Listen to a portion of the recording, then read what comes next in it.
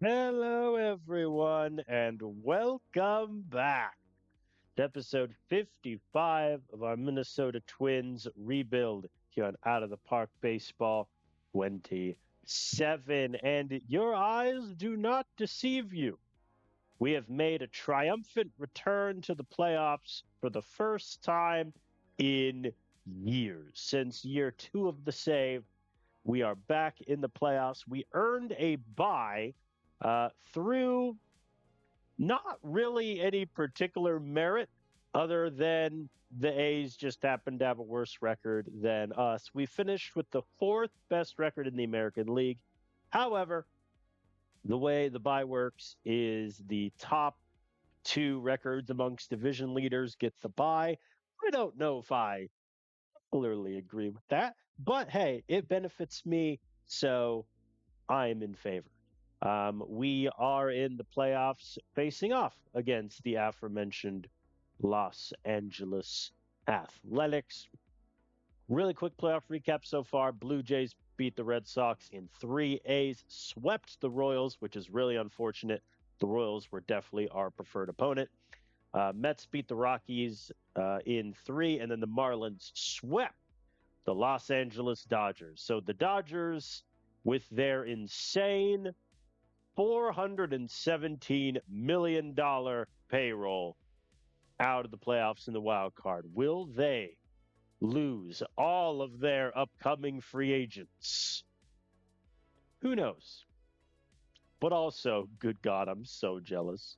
Like, man, look at this. What could be? What could be? Anyway, circling back to the playoffs, if you missed last episode, we actually didn't go through that many games. We played through the last 3 weeks of September. But the reason it took so long in terms of video length is all of our players kept getting injured. Luke Keeschel, the biggest among them, suffered a season ending injury, was a concussion. And so he is out for the entirety of the playoffs. Very disappointing, obviously. He had not been having, a great year, especially in terms of, a couple of years he's had before, but still probably our second, third best hitter on ratings alone, and he is not going to be with us in the playoffs. We also had multiple outfield injuries. Walker Jenkins picked up a hand contusion that knocked him out for 5 days. Jacob McCombs actually suffered an injury on the 22nd and just got back today and was eligible to be added to the playoff roster. But I think based on the injury list alone, we're kind of running into a problem where McCombs is likely headed to the fragile designation sooner rather than later. Here's our playoff roster. No real surprises. Really, the only decision we had to make was who was going to be our last reliever, whether it was going to be Nazir White or Alex Breckheimer.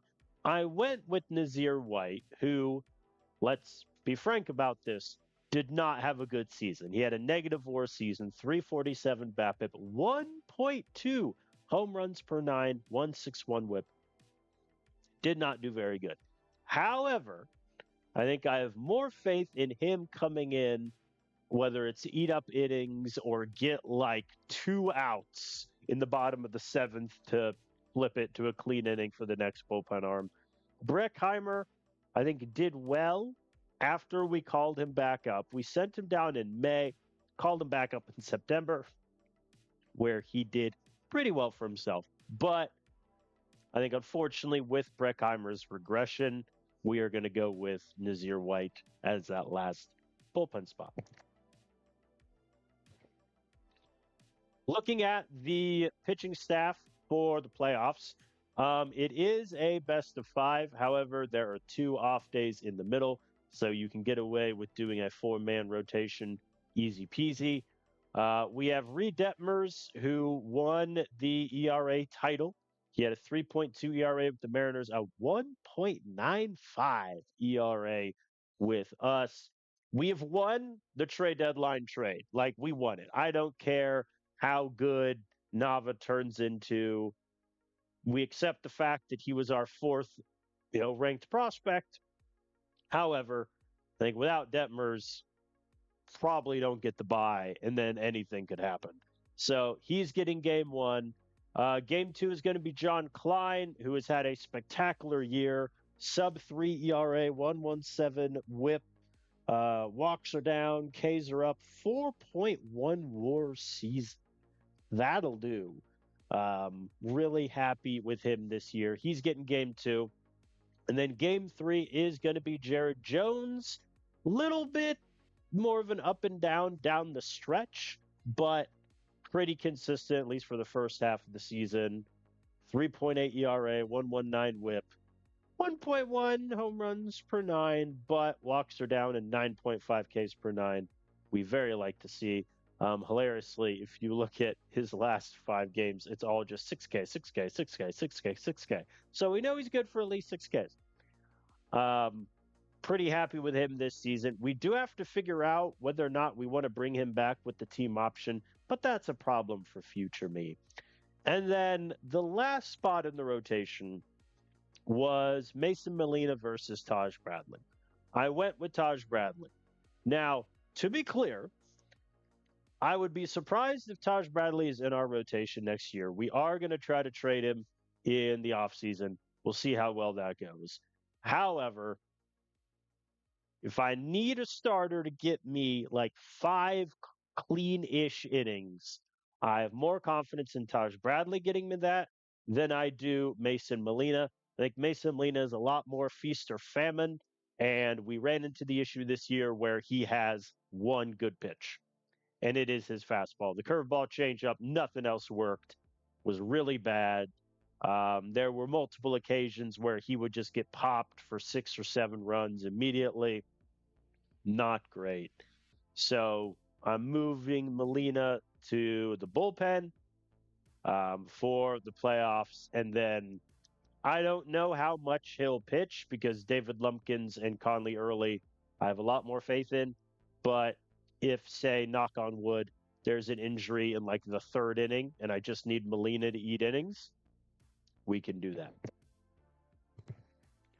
Bullpen is the bullpen that it's been, at least since the trade deadline when we reacquired Mason Molina after his stint with the Yankees. Nothing too crazy there.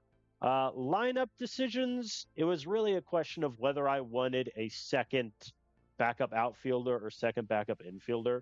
I ended up going with second backup infielder and letting Jet Williams make the playoff roster. I would be surprised if he plays all that much. He just struggled so much this season and somehow was worse at second than I thought was humanly possible with 8 errors and a -7 zone rating. Highly doubt he sees time, but better to have him than not in case someone goes down. Against righties, it's pretty much the classic lineup, except we're having Tommy Edman bat second, then Gonzalez, Jenkins, Jimenez, Estrella, McComb seventh, Yanier Diaz down at 8, which is a little iffy. However, I think Tommy Edman has been pretty hot as of late. He did cool down in the last week of the season, but listen, he's good for a hit a game. And if Culpepper, who has had an amazing year, has 41 steals, trying to get as many leadoff guys on as humanly possible. Juan Matthews is getting the start at third base against righties. I don't love it, but here we are. He didn't have a particularly good season. He had a pretty bad one, but ratings wise, I like him more than Kyle Karos. And I'm running out of patience for Karos at this point. Against lefties, a couple flips. Firstly, Gabe Gonzalez goes to the bench because, as you can see from his lefty splits, he cannot hit a left-handed pitcher to save his natural life. He has a 171 average, 236 slug. So he goes to the bench. Lantigua takes over in left, batting eighth. He's been pretty good against lefties, especially in the slugging department. And game one is against Zach Thornton. who is a lefty. And so if this series does go to 5, we're going to face Thornton again. So, and then the only other flip is Kyle Karros takes over at third for Juan Matthews.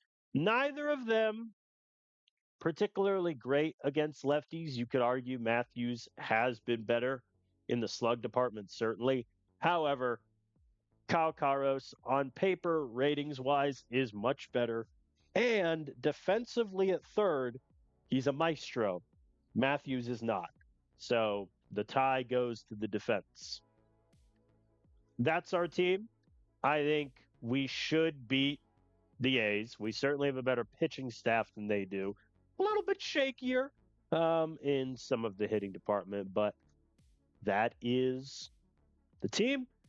Plan for this video is it's going to go however long as it goes. If we get knocked out earlier in the playoffs, might do some early off-season stuff, but nothing too crazy. So, without further ado,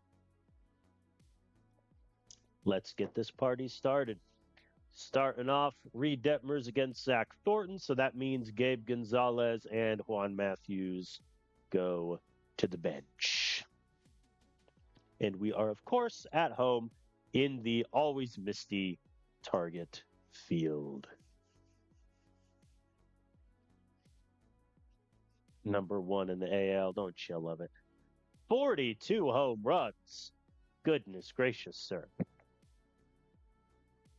But he pops up to Diaz there. Very good. They still have Soderstrom in this universe at 2031, which, credit to them for kind of keeping a lot of the core together. Nick Hertz is also there. They have Kyle Teal, who I feel like has moved around quite a bit in this save. And he gets Alcazar swinging. Easily done. Culpepper hits it up, but that's going to die in the mist. One of these days, I'll be able to see the ball well when it gets up that high in the mist. Edman grounds out. Nothing doing. Jacob McCombs batting third against lefties, which is ambitious, but he strikes out here. Nothing in the second for either team or the third. Back up to Culpepper in the fourth. Grounds out. Uh-oh. Well, their first baseman is hurt. Jose Alcazar. Or no, excuse me, that was Jacob Wilson. Yeah. Jacob Wilson comes in to replace Jose Alcazar. Oh, wow. Jacob Wilson's been a backup for them this season? Heck, I would have taken him. Yeah, he's making $17 million, maybe not. Edman hits it into center. That is down. So he got his hit. Let's see if we can move him around. McCombs hits it into left. That is down off the wall. Don't think that'll score Edman, but you never know. That was a terrible throw. I'm not going to question it. Oh, no. Well, McCombs is coming out of the game. How bad? 1 day. Okay, so he's going to miss next game also. This is where my decision to not bring an extra outfielder has come back to bite me. Well, I mean, Jet Williams is going to come in as the pinch runner. So that part, at least, is pretty simple. And then I'll figure out the defensive situation later. As Walker Jenkins flies out, not deep enough to score Edman. Sergio Jimenez strikes out on a check swing. Well, I know he said he shouldn't face lefties, but here we are. So Lantigua is going to go to center. Gabe's going to left. And with any luck, we'll have knocked out Thornton by the time it gets back to Gabe. Uh-oh, Nick Kurtz is on second for Wencel Perez. Swing and a miss. And he gets Lawrence Butler, too. So Reed is doing his job. Our hitters, not so much. Estrella is hit. Don't be hurt, don't be hurt, don't be hurt. We're okay. And your Diaz hits it deep into center and gone. A 2-run shot for our catcher. 414 feet. Look at our boy. Man, I really want to keep him next year. Will we be able to? Probably not, but we'll try because we will need a backup catcher. Lantigua gets it down and left. Come on, I really want to get Thornton out of this game. Caros hits it 4 feet in front of the catcher, and they get Lantigua. Culpepper deep into right and gone. Another 2-run shot. Tommy Edman strikes out. Yeah, it's still Thornton to face Gonzalez, so this might be gruesome. And he walked him. We're okay. On a full count, too. Jenkins hits it deep to center. Caught. All right, we get 4 runs. Happy with that. Reed Detmers is in the yellow. Who do I want? Do I want Nazir to just get me an inning? No. We'll get Lumpkins. No, we'll get early going. Ideally, full count. I was about to say ideally he'd get me a couple outs, but he's already at nearly 90 pitches after that 1 out. We'll see. Denzel Clark hits it up into center. Lantigua's there. We're okay. Oh, the skies have cleared, by God. Russ Wallace walks. All right, that'll be it for Reed Detmers. Really good start from him. We'll go to Conley early to get Soderstrom. It didn't work. Gets it down and right. Not the end of the world, though, because Russ Wallace didn't take third. Wilson hits it to short. Easily done. All right. Bottom of the 6th.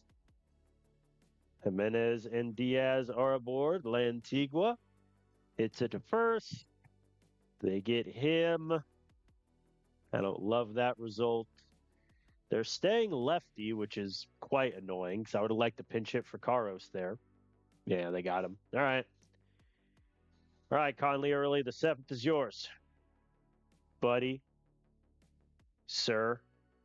You've been like our most dependable pitcher this whole season. Can you not allow runs? Please. And he walked Wenceel Perez. Nazir White's getting ready. If Kyle Teal gets aboard, we flip. Nope, he got him. All right, perfect.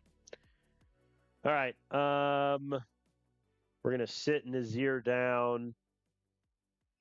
Get Brennan Woolers warming up for the 8th. Nothing for us in the 7th. We'll go to Woolers. Man on second. Got Jacob Wilson swinging. We're okay. And now Landon Gerst for the 9th. See if he can get it done. First up, Nick Kurtz. Hits it into left. That's going to land. Max Muncy is about to walk on 4 pitches. All right, strap in, folks. This is going to be fun. We'll get Keckering warming up. Wenceel Perez hits it to short. Just get 1. Thank you. We can take that because we can trade outs for runs. Lawrence Butler strikes out looking. All right, Kyle Teal's their last out. Hits it into left. That's going to land. Lantigua tried.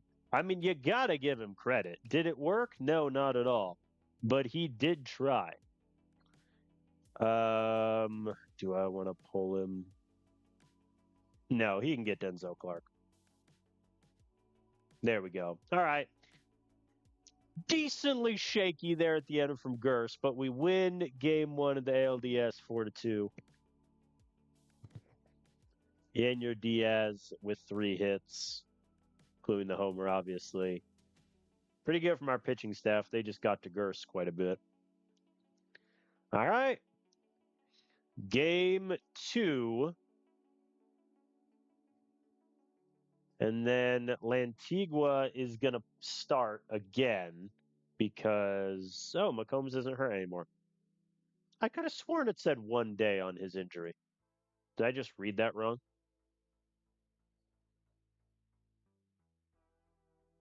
No, it does say 1 day. All right. I'm not going to question it.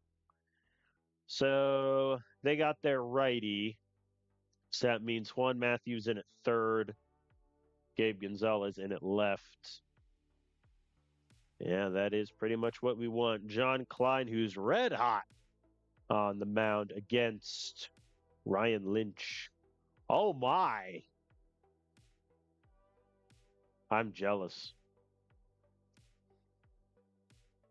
They got him in the third round out of UNC. Fair enough. And he's a leader also. Come on. All right. This is probably the toughest pitching matchup for our lineup, but I believe in us. Wencel Perez just hit a leadoff home run. Also, Wencel Perez is playing third base. Should we interrogate that for a moment? Oh boy. Russ Wallace gets another. We're getting the bad version of John Klein here today. All right. Jimenez is on second for Estrella, who, let's be frank here, was doing so poorly in September that we benched him for a bit. McCombs hits it deep into right. Caught. No such luck.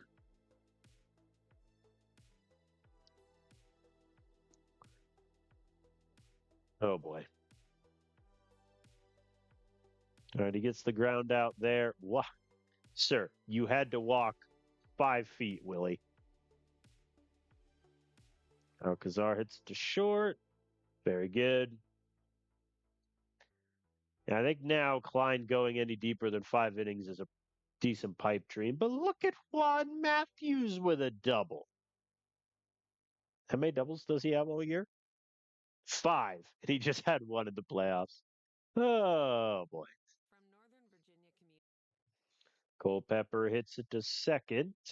It moves Matthews. There's 2 outs now. Edman hits it into center. That's going to drop. We got a run. Very good, sir. Gonzalez hits into fielder's choice. But we scored Matthews. That's really what I care about. Oh, dear Lord. Max Muncy just hit a 2-run shot off of Klein. We have a day off after this game, I believe. We'll get Lumpkins warming. Butler gets it down. It is unfortunate that John Klein chose ALDS Game 2 to have his worst start in months, because his ERA, his monthly ERA, April 2.5, May 7, terrible. Or excuse me, yeah, May 7, June 2.14, July 1.93, August 1.82, September 1.5. But the A's are tagging him, and that's gone. Well, 6-1, not great. Remember what I said about if a starting pitcher goes out really early, I just put Molina in? That's pretty much where we're at. I'll see if Klein can at least get the rest of the outs in this inning. And he gets Teal, he gets Perez. Can he get Soderstrom? Into center. McCombs has got that. Never mind. You walked up to it, dude. All right, Mason Molina's coming in out of the pen.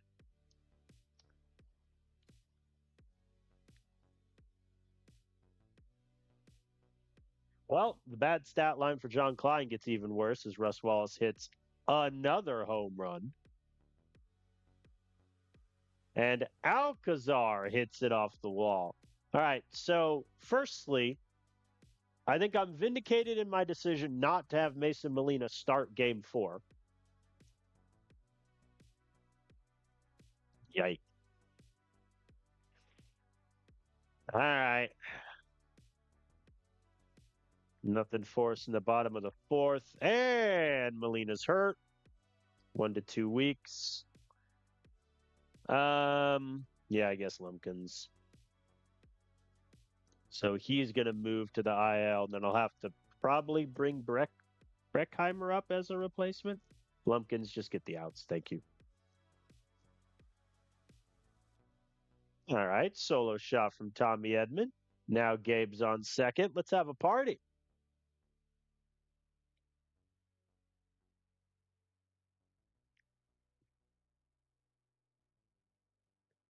Menez grounds out. Let's see if Estrella can bring Gabe home. He can indeed as he hits the ball all the way to the wall. Fielding error there, potentially? Do they give him a double or a triple? Now they give him a triple. All right. McCombs, a home run threat. Hits it into right. That's down. Don't look now, but we have cut their lead in half. Yanier Diaz hits a chopper, and he beat. You should be ashamed of yourself, Wenzel Perez. Yanier Diaz has a speed of 40. Matthews hits another chopper to short, and that gets there. Kalen Culpepper, what do you got for me? They go lefty. He struck out. All right, well, we cut it to 4. I'm going to get Nazir White warming up. Oh, boy. Nazir, buddy, I believe in you. Yeah, they scored 1 inherited run. Oh, brother. Who do I want to burn? Correa? Yeah, because Woolers will be ready by next game. All right, Nazir at least gets a K. We'll just get Correa in there. Good luck, Juan. They scored that run too. We're doing great.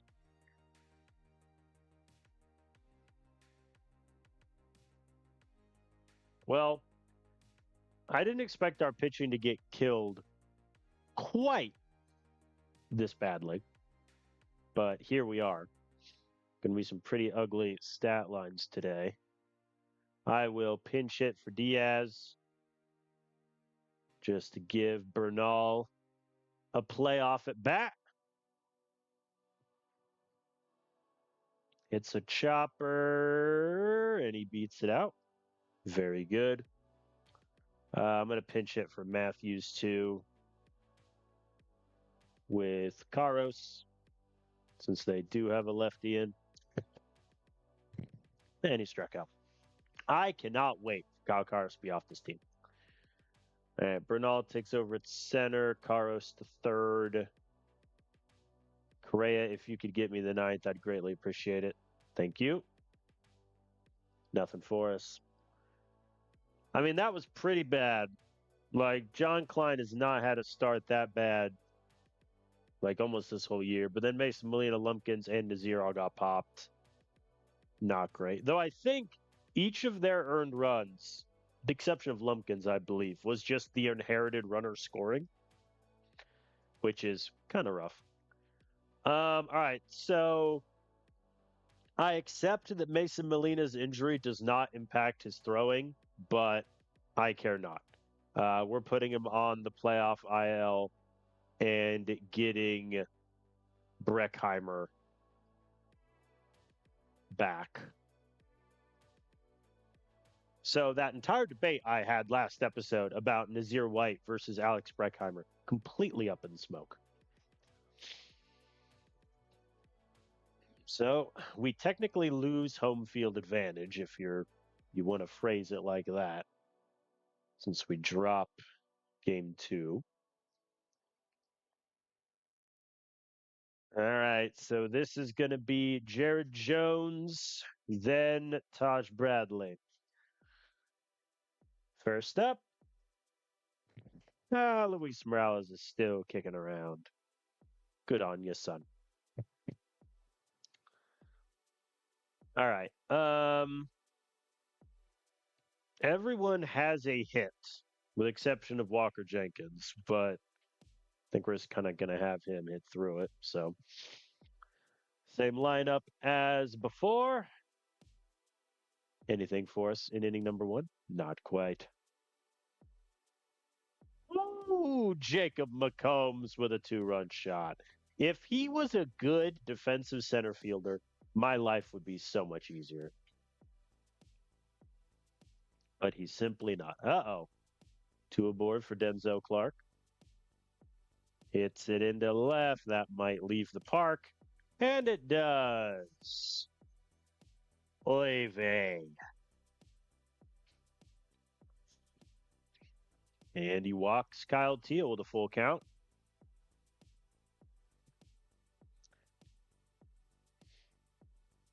Ironically, if you had asked me before the series whether the games would be high scoring or low scoring, I would have been pretty confident saying low because our pitching is really good. Their pitching is decent. But,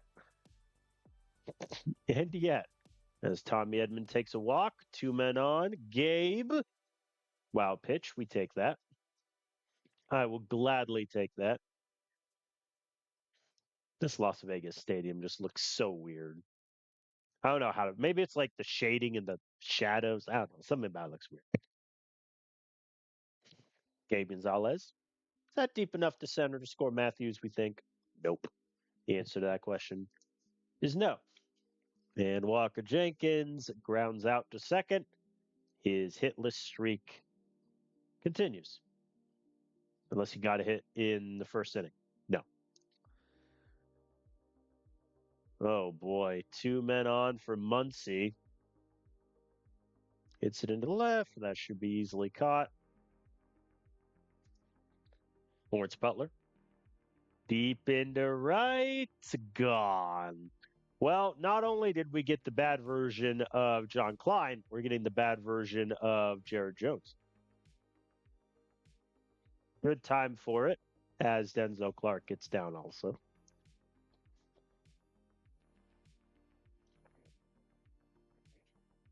Yes, we get it. You can run on Yainer Diaz. Everyone can run on Yainer Diaz.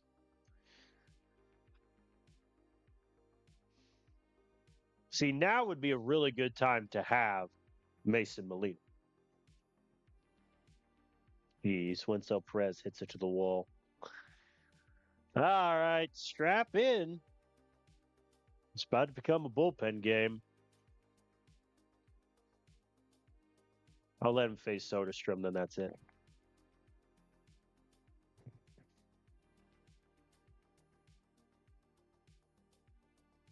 Well, 2 2/3, 8 hits, 8 runs, 4 walks, 3 Ks. Breckheimer, I'm going to be honest, you can do no wrong here, even if you give up a 3-run shot. And he walked Wallace. And he got Alcazar swinging. Well, once again, they sent 11 men to the plate. So we have quite the hill to climb out of. And Breckheimer has immediately allowed 2 runners in scoring position.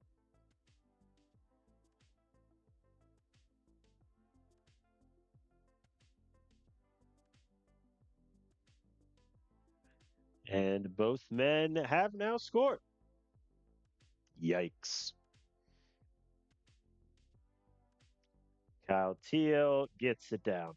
Well, I think this also vindicates my decision to go with Nazir White over Breckheimer as the last arm.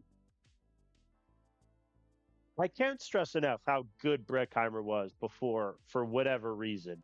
He just regressed out of nowhere this season with his development. Edman lines out. They go righty, so I'm going to leave Gonzalez in.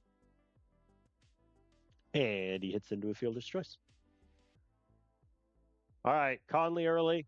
Moment of honesty. If you could get me 3 innings, that'd be great. All right, Jimenez is on second for Estrella. Down he goes. McCombs follows suit.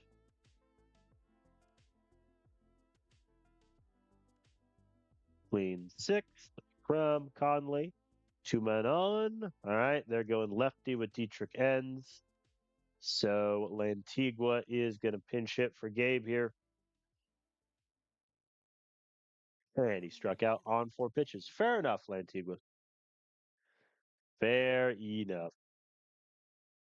Have him take over and left. Conley Early is only on 17 pitches, so I might just have him go for this. All right, the question we've all been waiting to answer. Will Walker Jenkins get a hit? Nope, he walked. Jimenez into center. Nope.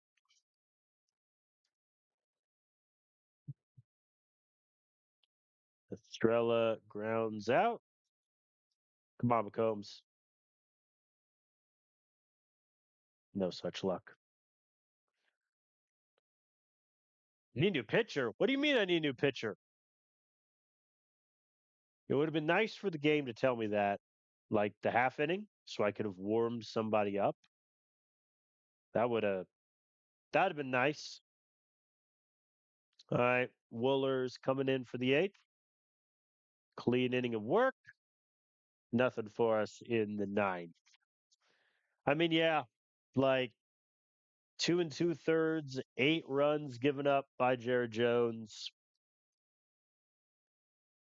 Not much you can do after that. Breckheimer also terrible.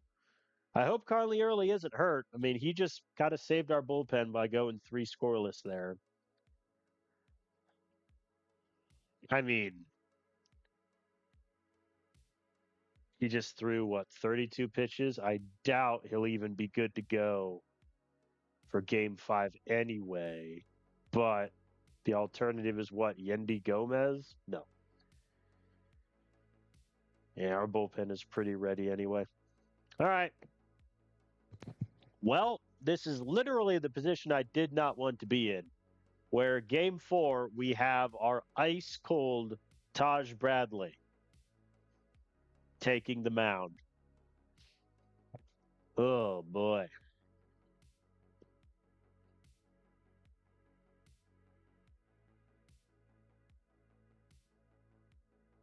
Just looking really quick if I want to move anyone. I feel like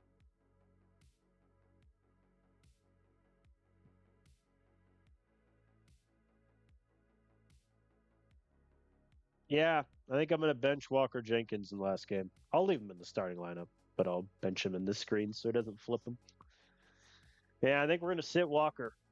Like, the man is 0 for 12. What do you want from me? Lineup wise, McCombs is going to bat 4th. Jimenez, Estrella, Diaz 7th. Lantigua 8.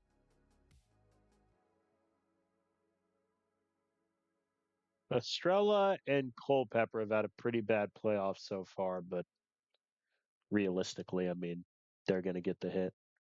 Rating me with a party of what? Why, thank you, sir. You all might just be in time to watch us get bounced from the playoffs. It's fine.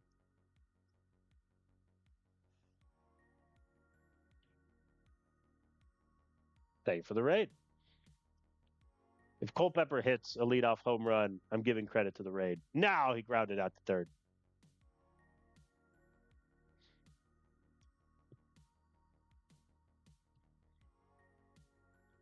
Edman walks. Let the record show my plan of having Tommy Edman hit 2nd this playoffs has worked perfectly. Gonzalez then hitting into a double play. Much, much less so. All right, Taj Bradley, in what is probably his last start in a Twins uniform, I believe in you. Soderstrom's on 2nd. My belief is waiting. But he got Alcazar. We're in business. Thank you, Sean Curtis, for the raid. Much appreciated. Jacob McCombs. Then he gets it down. We have a runner. Jimenez K's. Estrella walks. So help me if he would have swung. Yenyer Diaz, the hero of the playoffs. Strikes out looking.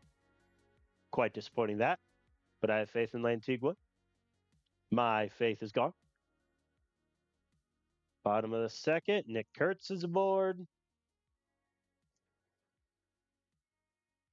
Looked like he went around from up here. Just saying. Good Stenzo Clark swinging. Geo walks. That is what, 4 walks? It's fine. Marcel Perez hits it to first. Should be easy, and it is. All right. Juan Matthews in the third. That's going to be caught.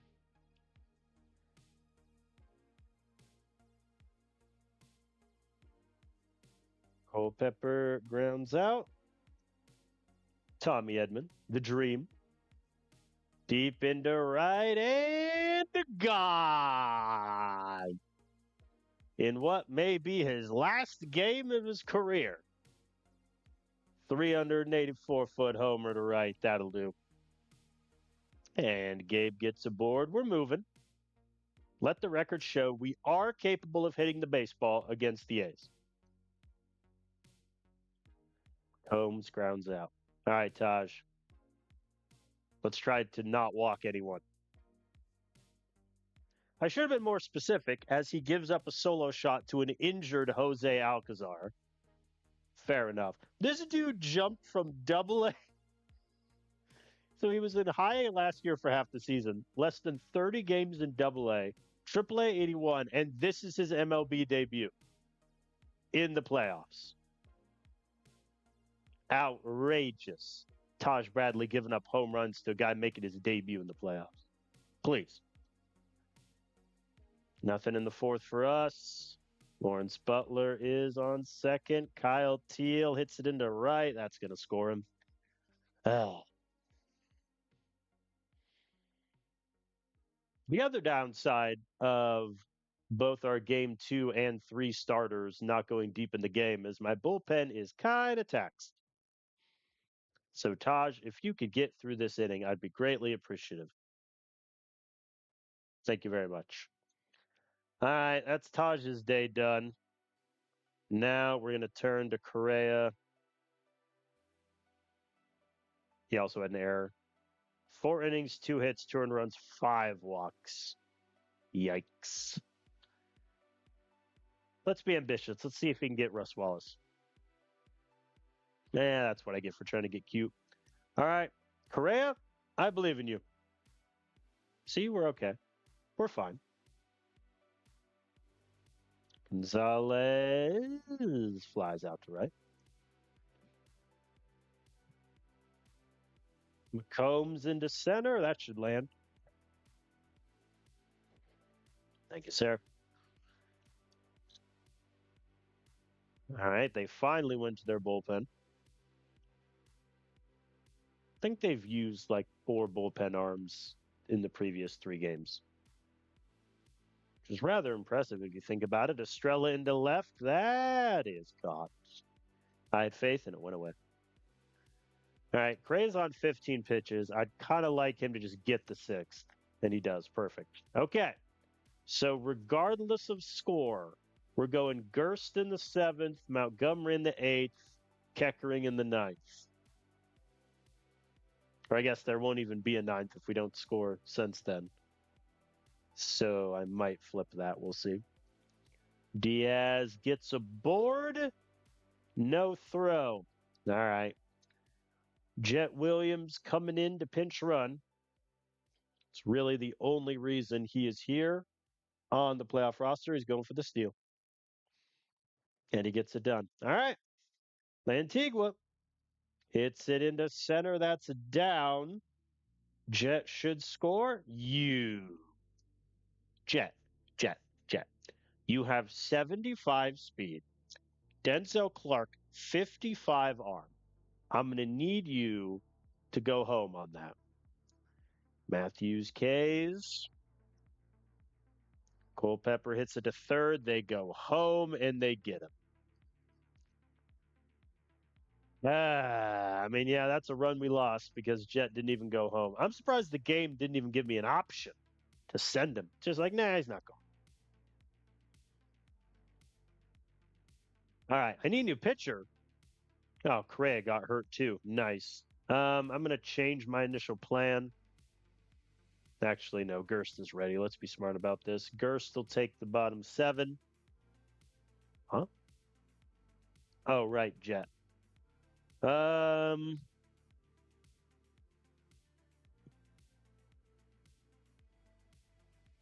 what do I want to do?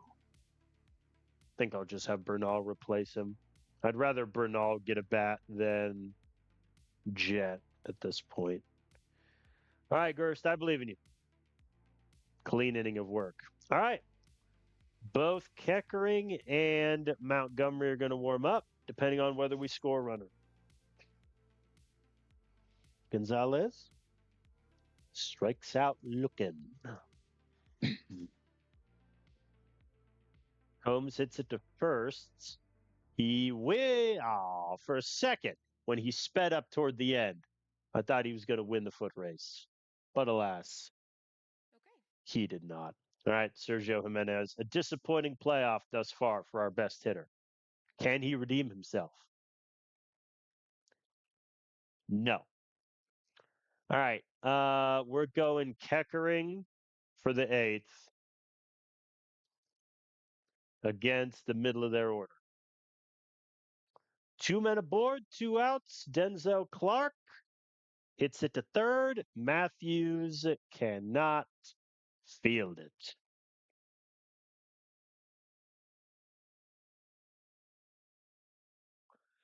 Here's a question, Kyle Teal. Have you been better or worse against lefties this year? Oh, good God. All right. Well, he's been worse against lefties. So unceremoniously, Keckering, you're out of here. Bringing Mason Montgomery to face him.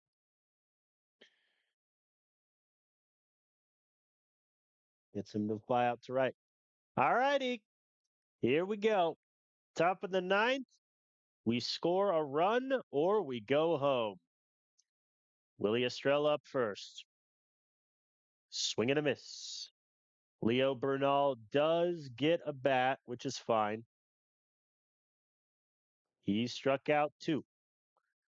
Edward Lantigua will be pinch hit for. Walker Jenkins coming in. One last shot. Softly hit to second. He might beat it out. He does not.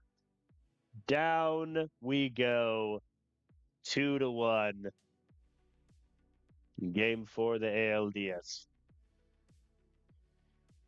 I mean, if you want, as Correa has a 2-week injury early as 1, fundamentally, we lost this. Like, game 1 was close, game 4 was close. This, like, John Klein went 3 2/3, gave up 7. Jared Jones, Jared Jones went 2 2/3, gave up 8. Like, that's pretty much that.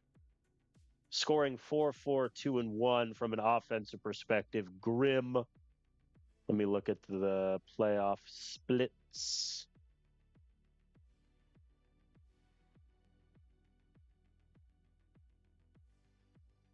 Oh, whoops. I think I was looking at the wrong thing. So, I think disappointing, obviously, Walker Jenkins. He did not get a hit the whole time. Culpepper was really bad. Strella was bad. Sergio Jimenez wasn't great. Gabe, I think, played more than I thought he would with how many lefties we faced early on. I think my decision to have Tommy Edman bat second was genius.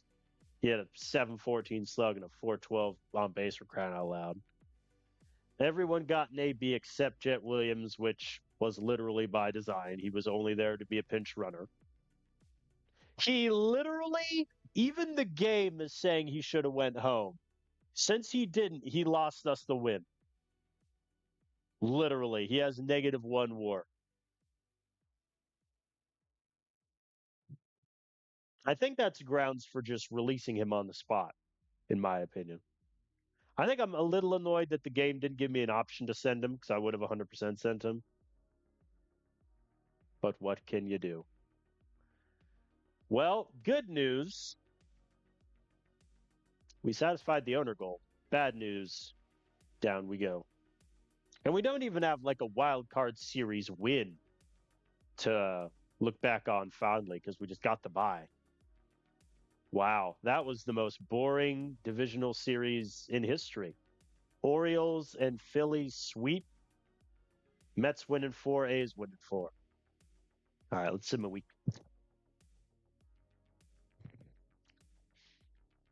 Three emails. There better be apologies from my team. Hey, Braden Krenzel wins the crown of high A. Very good. You do well in double A too, which is great. The partially torn labrum is very annoying. And I think he's definitely a reliever long term, but he's still doing good in the minors now. KBO posts 2 players. Closer Seohwon Kim looks quite good, to be fair. Obviously, his percentiles in the KBO are insane. Pretty good. Walks are low, Ks are up. Maybe. We have a pretty full bullpen, but maybe. Mung Chil Choi is a good defensive catcher, but the bat really isn't there. Looks like he came off the bench in KBO last season. I'm good. Let's keep it moving. Ooh, Riley Quick retired at 27. That's interesting. I mean, it's fair because his window to get called up really was this year. And this was the one year where we really didn't have that many bullpen injuries.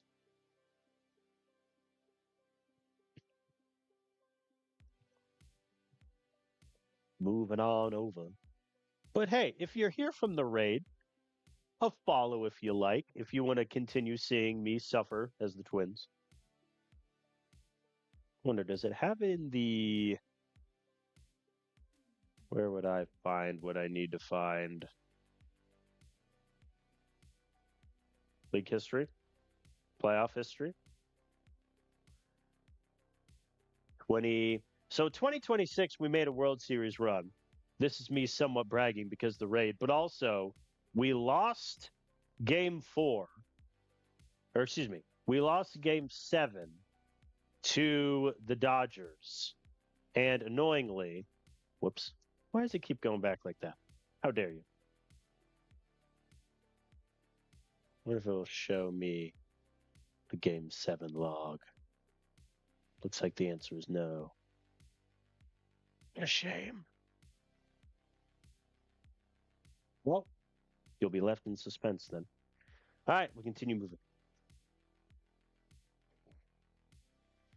Molina's eligible to come up to IL. Move him back to a starter.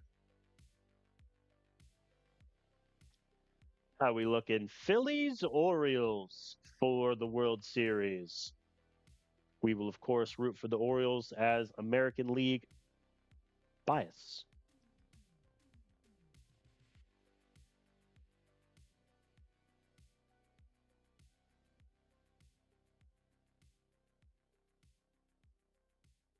Willie Vasquez from the Dominican. Oh, not great. Not terrible.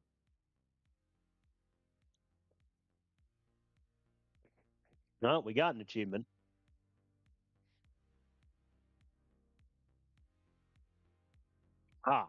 We did a great job on our season with an 8-13. I mean, fair. Like, if you compare just our records, we had our second best record since year 2 when we won 94 games. We did much better than the last 3 seasons, going to 89 and 73. However, man, we should have gotten done further in the playoff. All right, who won the World Series? That is the question.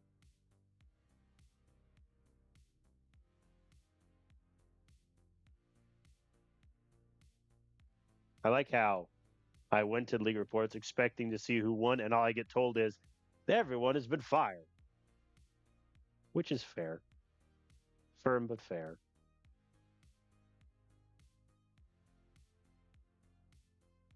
I'm doing this the very lazy way. Orioles won it 4-3. Yeesh. Fair enough. All right, let's save really quick before we get into the off-season stuff. Well, the official answer to the question in my stream title is we will not make a run. I suppose not really a question. I declared it as a statement. It failed miserably. All right. So let's reset all of our things here. Hey, look, Shane Baz is healthy. Good for you, buddy. All right, so Baz can come back. Eduardo's still 3 weeks out. Luke Keishla's 3 days. Dude, that concussion killed him. All right, so Reed Detmers is guaranteed the next year of his contract, which is perfectly fine. And because, let me fact check this really quick. Yep, because it is a vesting option, not a team option that we're picking up, the Mariners are on the hook for 70%, which means $6.7 million. We get Reed Detmers next season. What a steal. All that for like a 17-year-old prospect that won't see the majors for like 6 years. Have fun with that, Seattle. All right, Jared Jones, whether we keep him or let him go, I think we're going to keep him, especially as he has not hit regression yet. His overall went up to a 55, I think, for the first time in the entirety of the save. So I think we're definitely going to keep him around, execute the option. Orion Keckering, similarly, I think objectively his worst year as closer of the 3 that he's been our closer. But I think the stuff is still pretty good. There was a decent amount of regression in April, mainly on his potential. But his contract also gets cheaper, goes from 5.5 to 5. So I think we keep him to new budget. Give me the number 258. I'm so happy, Tom, that we can make the playoffs and you can increase my budget by $8 million. I really appreciate it. Thank you. Season goals, we satisfied the record. We acquired, weirdly, it gave the Cy Young acquirement to Landon Gerst as opposed to Reed Detmers, who won the ERA title. I'm not really going to complain, but that is kind of interesting. Here's a question. Should Gerst just have the closer job from Keckering right now? God, his potential is insane.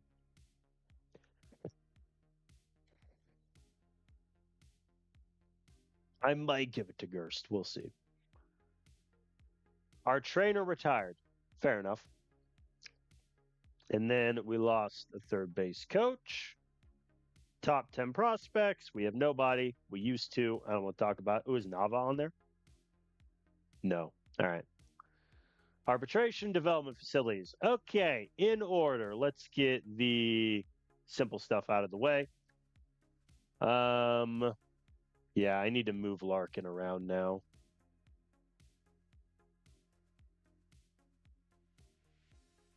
I know he's overworked. Leave me alone. I'll just have that be blank for a second. All right, team trainer first. With trainers, I know I should care about the personality. I really don't. What do I care? I think we need to we need prevention more than we do rehab as of late. Actually, let's do this the smarter way. Any trainers have insane reputation? No. Worth checking. All right, so these four are the four with good. I mean, John Wall. I feel like I have to. He's John Wall.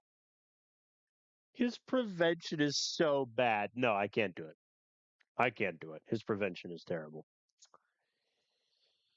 I think if I want to go full on the prevention, then it has to be Austin Richardson. If I want a good balance, Paul Amelia. Rehab other injuries, I'm fine with that being fair. Prevent other injuries, I'm fine with that. Extending. Yep, I like him. I made my decision. And he doesn't want a lot of money. Perfect. Perfecto.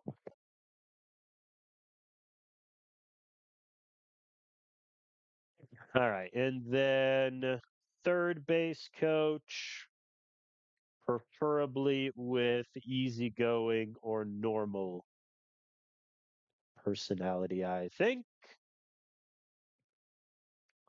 Any insane reputation, guys? Nope. The answer to that was no. All right. Good relationships. Your reputation is poor, which is a bit of a shame. Matt Daly fits the personality. I mean, yep. Done, signed, sealed, delivered. Put it in stone. How's his teaching? Eh. He has excellent teach catching. Perfect. So he'll do that, and then I can move Larkin over. Oh, the base coach. Perfect. I realize I clicked bench coach instead of third base, but it's fine. All right, so then that can be our third base coach. Larkin can go back to that, and then we'll figure out running. I just get that to Hallberg. Perfect. Okay. Let's do development lab. So major league level, I think pitching wise, this is going to be pretty simple. Correa,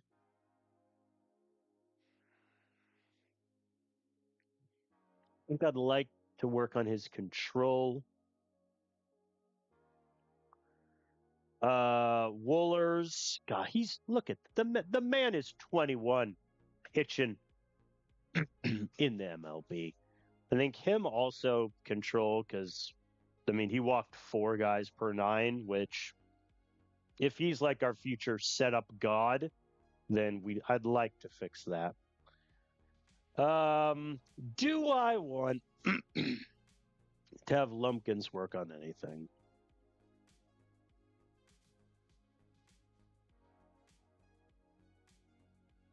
Honestly, I kind of want him to work on a secondary pitch development because he didn't use them. Oh, all he has is fastballs. That would be why. Would it? I don't know if he'd have a secondary pitch by that designation. Woolers, no. Montgomery, no. Early, no. Correa's already on there. Oh, yeah, Gerst. But I don't want to risk him developing poorly. Development risk is low. You know what? Let's do it. Gerst movement, I think, because his control projects fine, but his current movement is not great. All right, hitters. Estrella, Buddy, learn a new position. I do not care which one.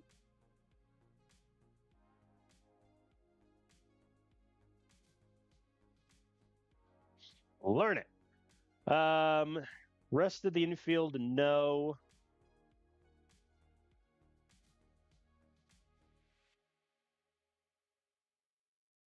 Do I want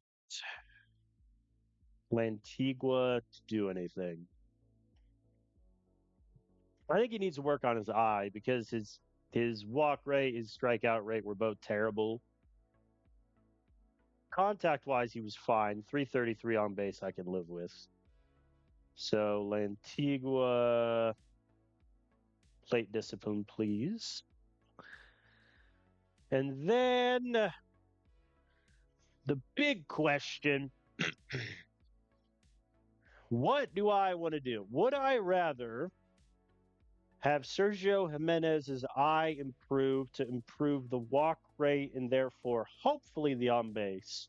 Or do I try to maximize the gap power that he already has and just shoot for the moon? Do I want to min max? I think I want to work on his eye because 150 Ks isn't nothing. Yeah, that's what I'll do. What was Lantigua's development risk? Very low. Perfect. All right, so Jimenez, same thing. Plate discipline. Okay. Now, the closest guys to being called up in AAA. Wyland Moss, obviously, could have made the team next year, but he has a torn labrum and may have to become a reliever. I don't want to talk about it. God, my entire AAA is just the walking wounded. What's Mojica's risk? Medium. Alex, you're killing me. Oh God, they're putting him in center in trip. I have so many better outfielders in Double A and Triple A. Quit putting him in center.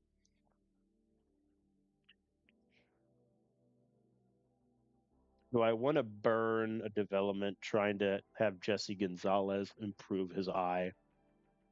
I don't really think so. Where's Nazir? What's your risk? Low? All right. We're going to try one last shot to fix Nazir. Let's work on his control. Or, no, his control.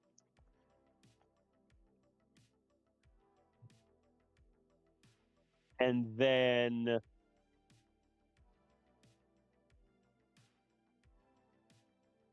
then I think we'll see if we can get. I could have Mojica try to learn a new position.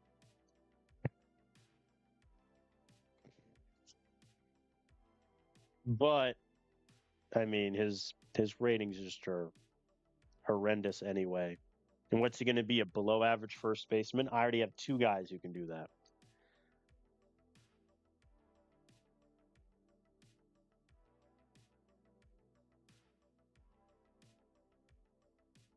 Yeah. I think I'll hold off on that. Instead, let's get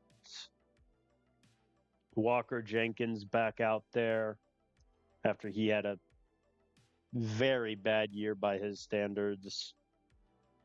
Have him work on probably his plate discipline also. So we got 3 plate disciplines, 3 improved controls, 1 pitch movement, and then we're going to see if Estrella can find a position where he can actually be good. That's my goal. May it succeed. All right. Now let's figure out our roster for next season. So Shane Baz comes back to rotation. We're going to try to trade Taj Bradley. So we'll need a 5th starter because I don't think Molina. If he's our 5th starter next year, I don't hate it, but I don't love it either. Bullpen wise, I mean, Breckheimer has to fight for his spot in spring training. Nazir White has to. Montgomery is gone. So that is 6. So we need to find 2 bullpen guys. Probably Breckheimer and Nazir White will take one of those spots. Lineup. All right, let's clear everything, shall we? Culpepper to lead off. That's easy. And then Luke Keeschel will be healthy. He'll take first base. Gabe to bat 3rd. Jimenez is split 4th versus 5th. He was decently better batting 5th, but it's not too crazy of a difference. What about Estrella?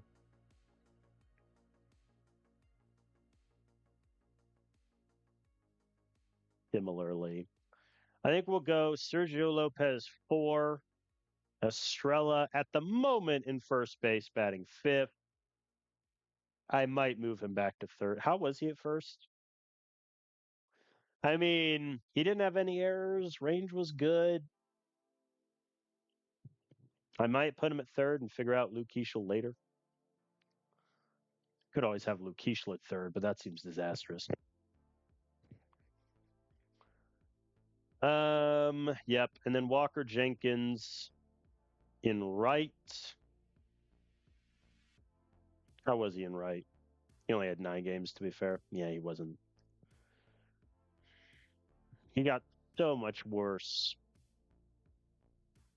in left, though. And I can't put him at center. I've tried that multiple times. It just doesn't work. Then McCombs in center, and we're just gonna live with the terrible defense, I think.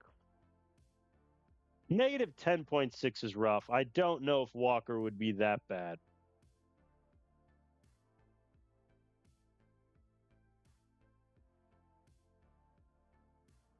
I don't know if he'd be that bad.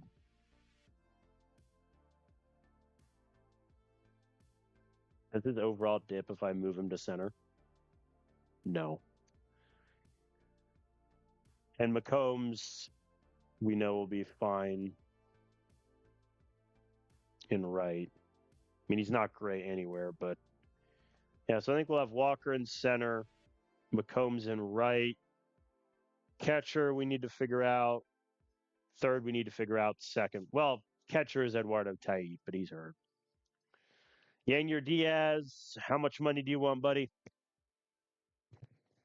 Yeah, buddy, dude, sir. I signed you at the end of April to a essentially vet minimum, and you want how much money? My good man, please.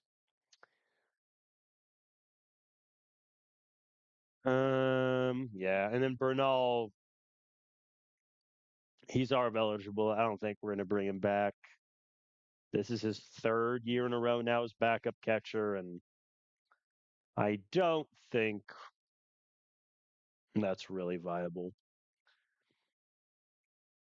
Yeah, and then the rest of the infield is honestly wide open. I don't want to put Luke Keeschel in second or third, but I just might.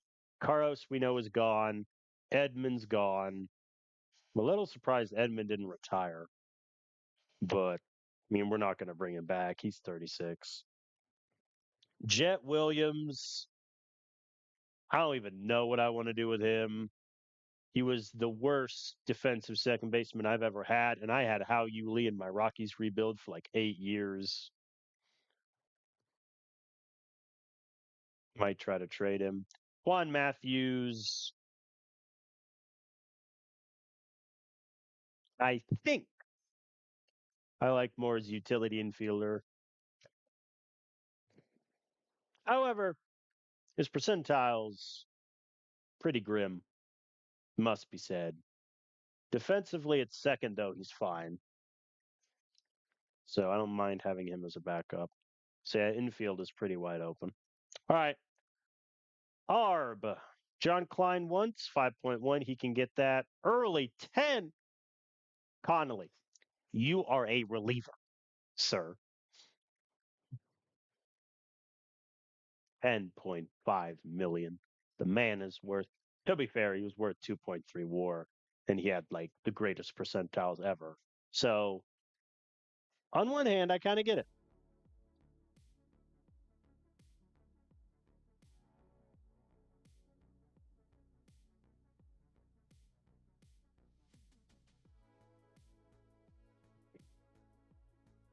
I kind of want to. I kind of want to see if I can just beat that. He wants 11.4. How many more years is he ARB eligible for? 2. I'm gonna be honest with you, Conley. Let's put pen to paper. 3-year deal. He wants 3 years, 46 million would get it done. I mean, never mind. would he do, let's say, 12-5, 11-10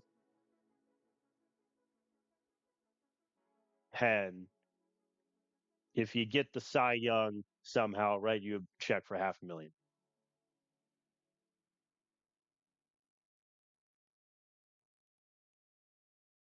Just so we're all clear, that says 42.5 million. Just so we're all clear, that's what he countered with. Just let the record show I have proof. Let Connolly. Well, that's the end of that discussion. Yandre Rojas. Do I want to bring him back in arbitration and have him compete for another bullpen spot? I think I do. I mean, he had 2 really good years out of the bullpen, and this year was just bad. I think I'm fine giving him, because what does he want? Yeah, 1.3. That's fine. Leo Bernal, we're going to withdraw, let him walk. Kalen Culpepper wants 10.5. That's fine. You do not deserve 14 million. You were worth 1.2 million. Or 1.2 war, I should say.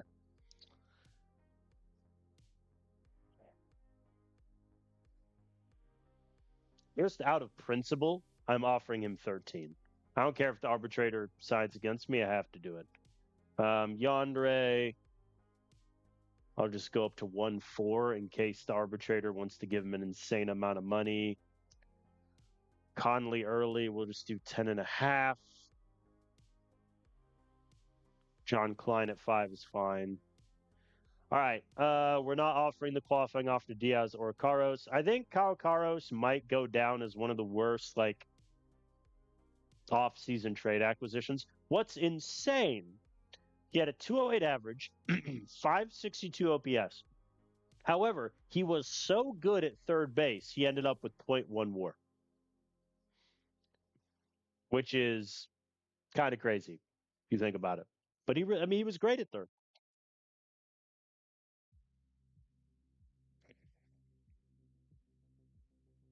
But yeah, he's gone.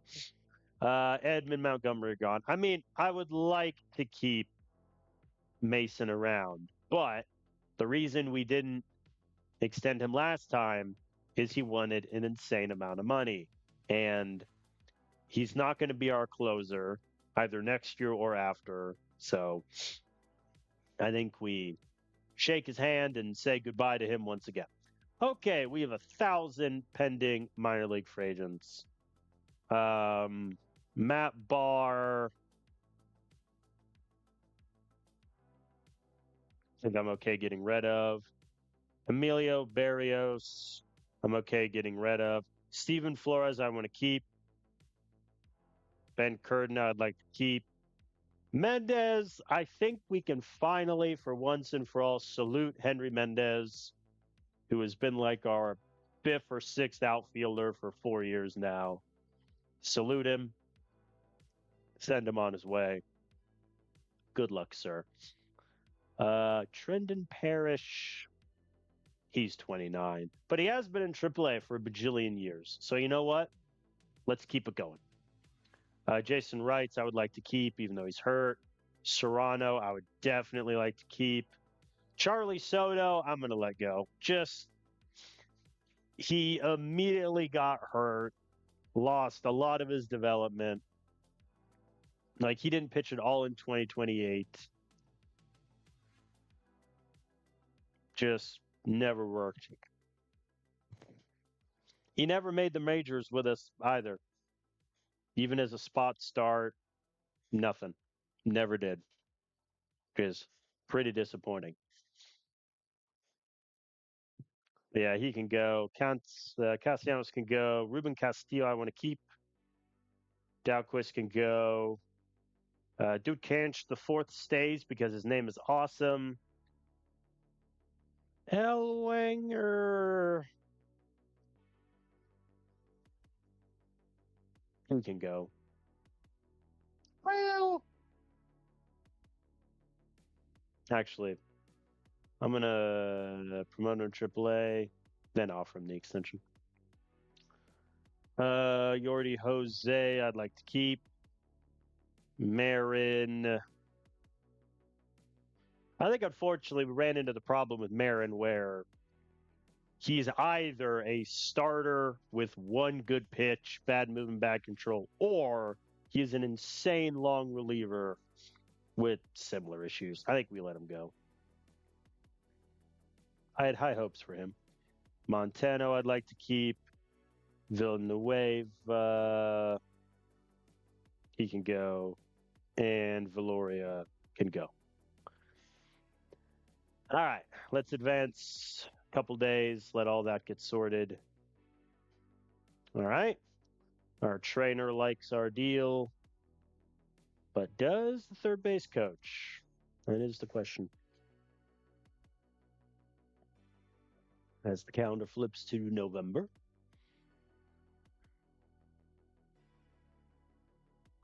All right, Luke Keeschel is back. So, defensively, I have a problem because Willie Estrella, even though I have him working on a new, actually, I think I want to keep him. I still have enough time to cancel it if I don't want him to. Maybe Luke Keeschel's the one I should have learn a new position. Because Keeschel in the 10 games I played him at right didn't go great. And Estrella, I think his home is first base. You know what? Yeah, I'm pivoting. Go away. Keeschel, learn a new position.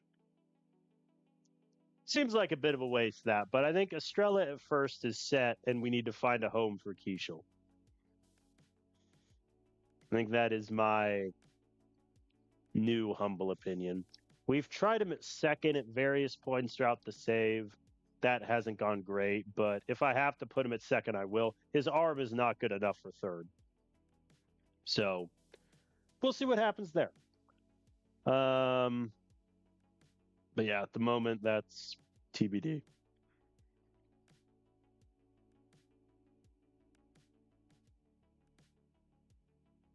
All right, cool. So both the staff like the offer. A lot of guys signed. Steven Flores, I think I'm going to promote. Oh, our 40 man's full. Ha! All right, I'll wait for the offseason to begin. Then I'll promote Steven Flores. As if we can't get Yanyer Diaz back, I think Steven Flores is in line for our backup catcher. All right, cool. So those guys have both agreed to contracts. So now this is how we look teaching wise, which is perfect.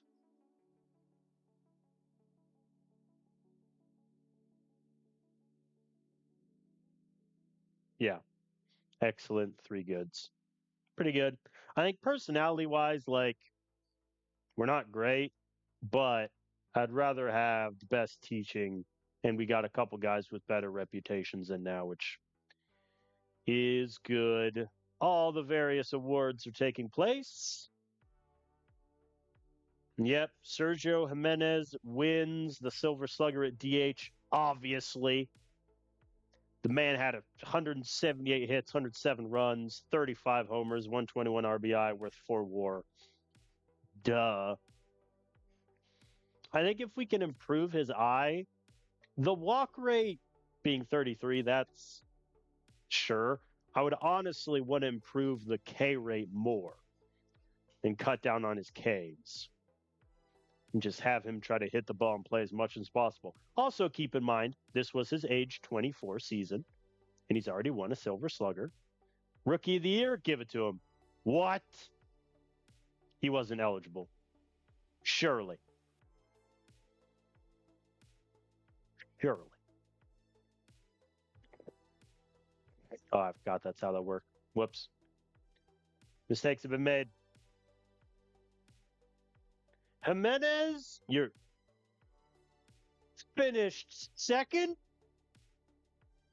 to Russ Wallace, who just beat us in the series. Russ, let's compare.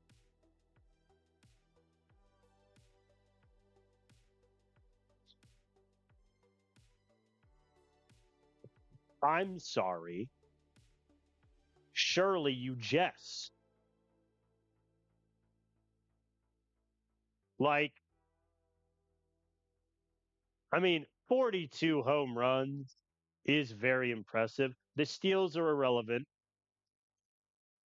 He has an 18-point better slugging, 12 better point OPS. I have a much better BABIP, more WAR. But hey, his WRC plus was 1 point better than mine. This is terrible.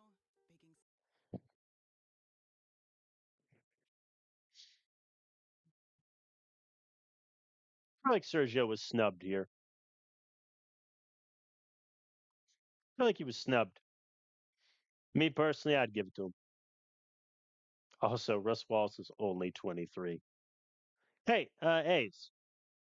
Hypothetically speaking, anyone on my team you want for him? Worth the shot. He does not win. He gets Silver Slugger, but he did not win Rookie of the Year. Did Russ Wallace get Silver Slugger? Yeah, and left. Okay. If he didn't, I was gonna be like, okay, you give a guy Silver Slugger, but not Rookie of the Year. That doesn't make sense. No love for Cy Young and MVP either, which is fair. I keep clicking that one. I don't mean to. Reed Detmers finished third. All right. Whoops. He finished second. Peyton Tolley won it. All right. Let me defend my man again. They have Peyton Tolley as a two-way player, by the way. Don't ask me why. Detmers stats. Yeah, that's fair. Like Detmers is a slightly better ERA. However, like the hits allowed is worse. The more losses is worse. So, and walks are worse. So, like these three things should really be highlighted on his side for things that are better. But here we are. Because, like, walks per nine, the better thing is highlighted here. But for some reason on the counting stats, the better thing for a pitcher is not highlighted, which is a little silly. Like, he gave up 24 homers. 10. I feel like I have less legit beef with that one than the Sergio Jimenez losing to Russ Wallace, but alas.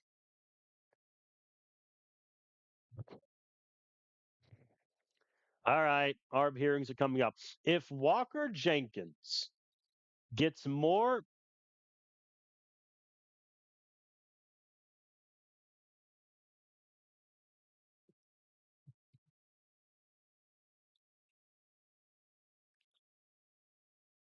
So the game is trying to train him in left, which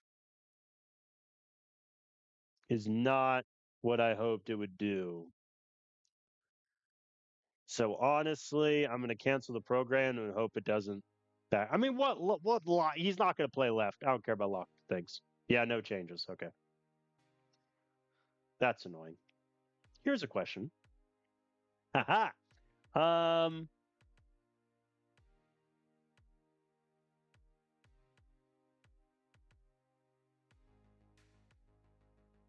I already have Jimenez training something. I'm trying to see if I want to try to make anyone faster. I can try to make Gabe Gonzalez faster, but he's at a 45. So even if that increases by 5, it doesn't help me much. You know what, Luke Keeschel? Fine. You don't want to learn a new position?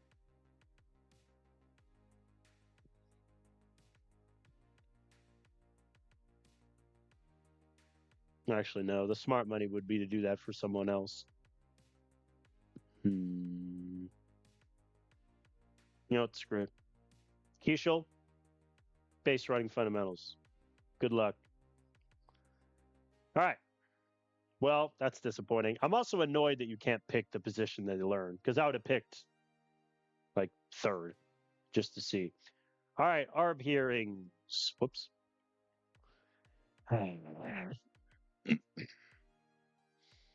Yeah, I think this is what we're rolling with. If Walker Jenkins gets more than 13 million, I'm going to be very upset.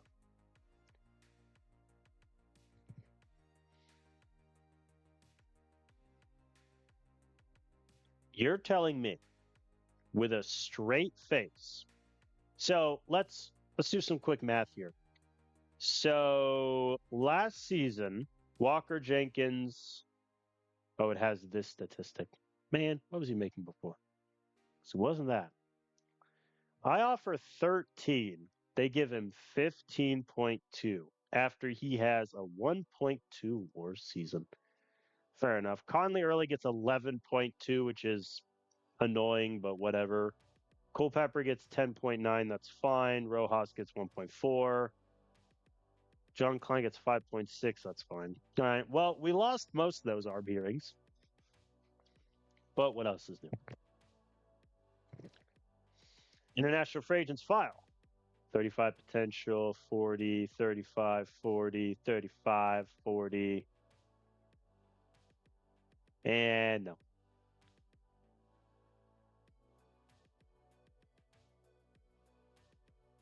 Let me get a scout on Enrique Gonzalez out of Cuba.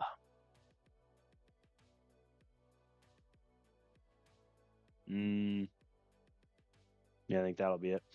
All right, free agents have filed. Let's look at the damage. So we lost how much in WAR? We lost 5.3 WAR. Most of that, Yanier Diaz. I mean, Tommy Edman and Mason Montgomery were trade deadline acquisitions. So Yanier Diaz is really the only one that's been there the whole time. Ooh,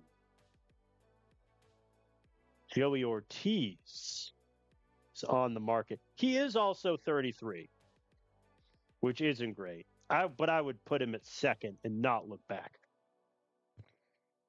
How many years does he want? 3, Joey. I'll think about it. How much money do I have available? 24. I have 74 million for extensions. That's kind of funny. All right, best available players in free agency: Duran, who always is available. Mason Wynn, Wyatt Langford's available.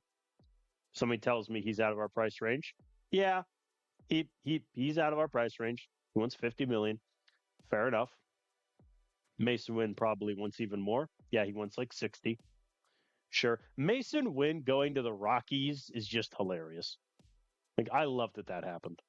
Torque is available if I want another DH that can hit for power.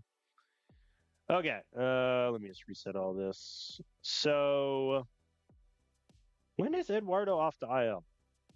5 days. Okay, can I just move him here now? Thank you. So, I think we need to figure out if Luke Kieschlitz second is something I actually want to try.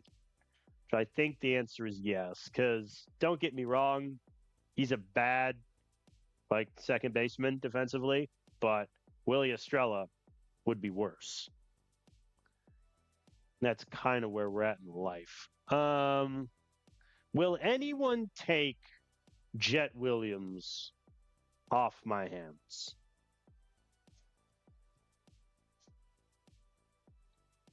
Well, how desperate am I for a backup catcher? Will I take on Hunter Goodman and his $27 million? Answer no. 38-year-old Blake Snell's available. They had him out of the bullpen last year. Anyone want to give me a prospect for him?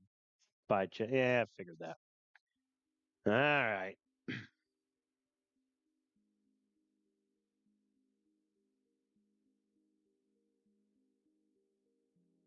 I mean, we might as well hold on to Jet Williams and just hope against hope that next year he turns it around. But I think realistically, he's a third baseman at this point.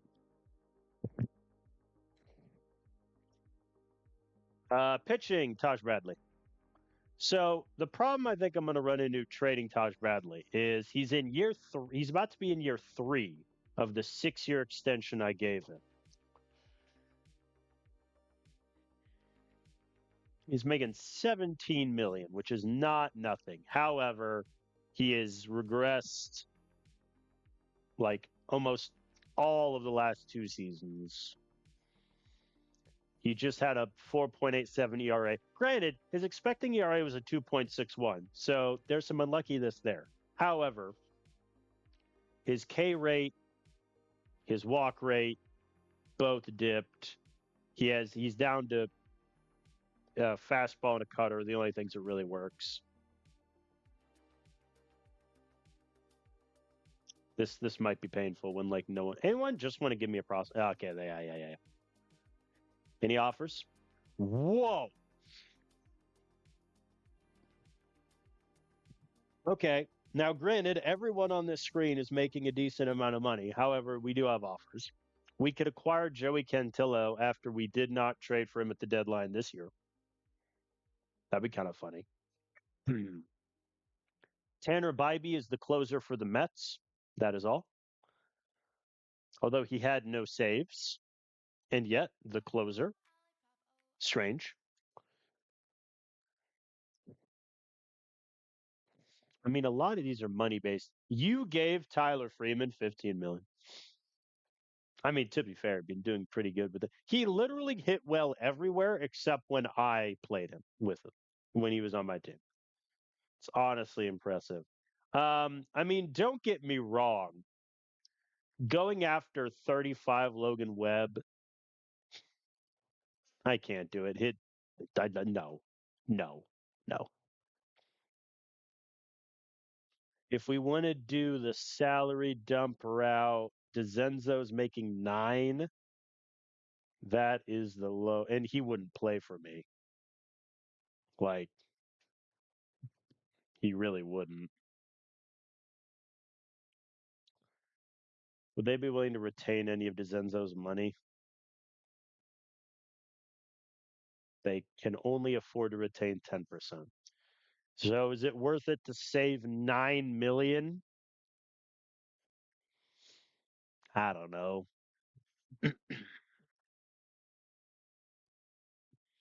Because my fear with Taj is he's really about to fall off the cliff. His velo is already down. But I mean, listen, to his credit, outside of 2026, which, yeah, that was when he had a strained oblique and missed effectively the rest of that season. He has given me 32 or 33 starts every year. He's been insanely dependable. Am I ready to give up on him? Because, to be fair, if you look at the stats, like between 2030 and 2031, he pitched 12 less innings and the same amount of starts, which is like one less out per start, really. Home runs are the same. Walks are down, which is good, but Ks are also down. However, he allowed 4 more hits, which also translated into 16 more runs.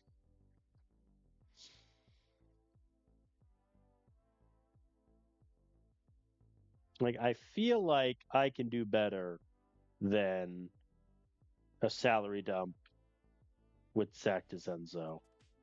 But maybe I can't. Maybe that is the moral of the story. Astros, who do you got it? Who do you got in the infield?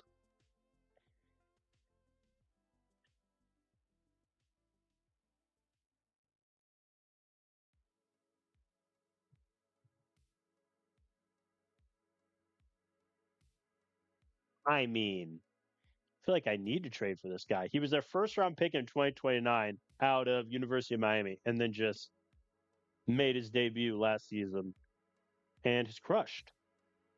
Fair enough. They played him in short. He did okay. I would move him probably to third. He played one game at third, had 2 errors, and that cratered his zone rating to negative 1.2. I would like Medina. Name your price. Dang it.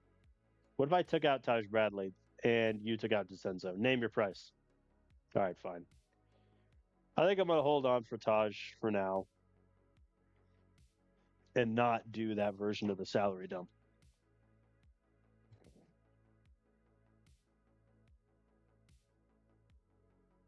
But there's no real role for him. Because honestly, I would rather have Molina be our fifth starter and just see if I can get another year out of him. We'll see. Either way, let us turn back to free agency. All right, first of all, backup catcher. Yainer Diaz is available. However, I assume he wants the similar money he wanted when I was there. Yep. Okay. So I think if we do bring back Diaz, we wait until later in the offseason and try to snag him. Patrick Bailey probably wants too much money. Yeah. If I go for like a defensive first, I mean, Joey Bart's available. I don't know how in love with that I am there.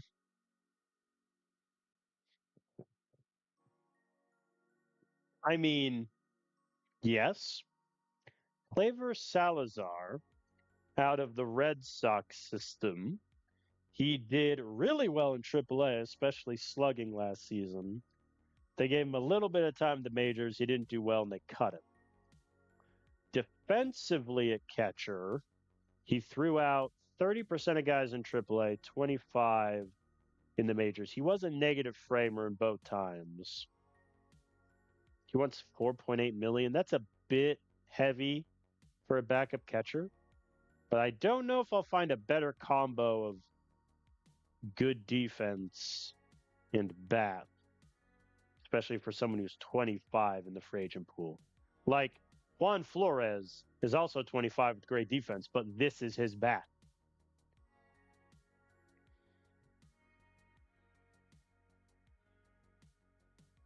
Similarly with Gabriel he wants 11 million. Good Lord.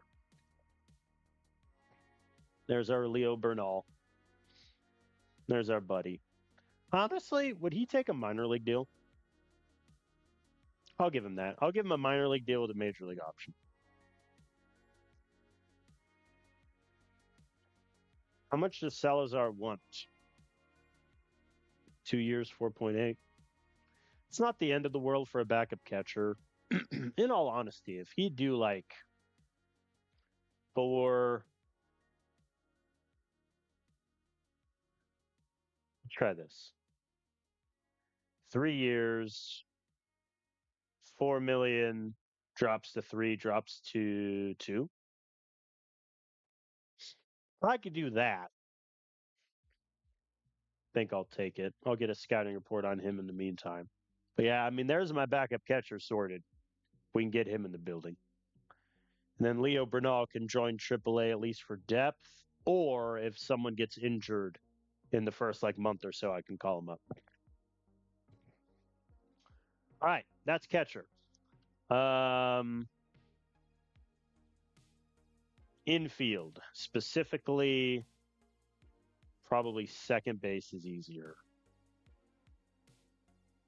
We don't have the money for Drew Ortiz, right? 19? Not really. Tommy Edman is available, but realistically, like, he regressed pretty hard in 2030. Not really since then last season. He lost a bit of contact and power. But hey, defensively, like, he did really good for me at second. But no, I don't think we're getting him back. Chase Meidroth is available. Our old friend who spent all of last year with the Padres. Looks like they did not sign him to an extension because he was terrible. We totally won that trade getting Juan Correa.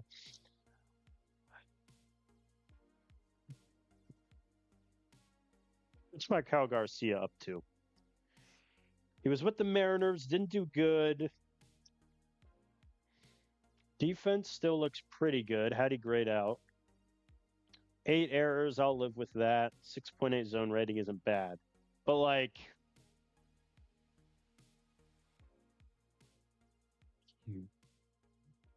He has above average contact. Void Ks are really good. The power is pretty much gone. He had 7 homers, 19 doubles. But if he's your worst hitter in your infield, how many years does he want? Because he has 31. Oh, never mind. I'd give him like 2, and I'd really have to think about it. We could have a reunion with Miguel Vargas, who's on our team in 2029. Volpe's available. Wow, his bat has taken a dive. The idea of putting Luke Keeschel at second is looking more entertaining by the minute.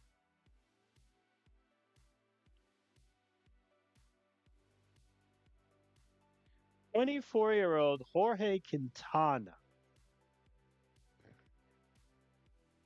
He's been in AAA El Paso for the past 3.5 seasons. Done really well offensively, defensively. He's really good at third, less so at short. I don't hate it. I hate the fact that this is his contract demand. And really, like with his bat, if that power develops, maybe you have something. Yeah, it's really not looking good in the infield department. It really is not. Kyle Caros down there. How much money does he want? 7 million. Sure, go ahead, dude.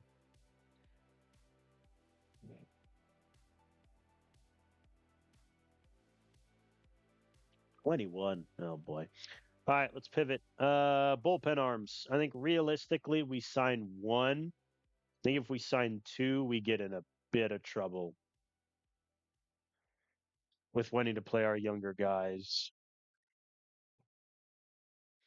Mason Montgomery, bring it back. I assume he wants closer money. But we do not need a closer. What I would like, and ironically, this is Mason Montgomery, someone with good movement control.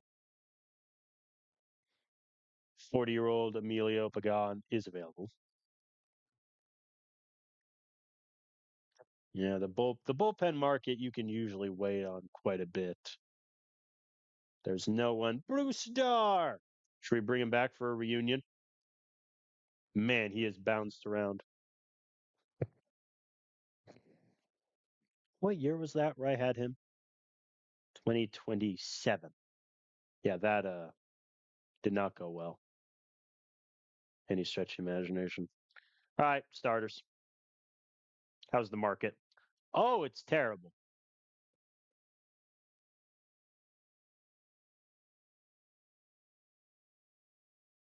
Wow.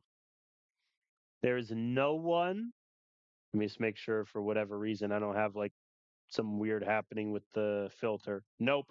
There is no one with a 55 rating or above in the starting pitching market. That is a terrifying thought. Remember when I was going to trade Taj Bradley? To be fair, I still might. Like Jared Koenig, who's 37 years old. I don't want to sign any of these guys. Like only 11 of them, this is more than 11, 13 of them have higher than 50 rated stuff. Of those, it's 33-year-old Amai, 36-year-old Michael King, and 32-year-old Gavin Williams.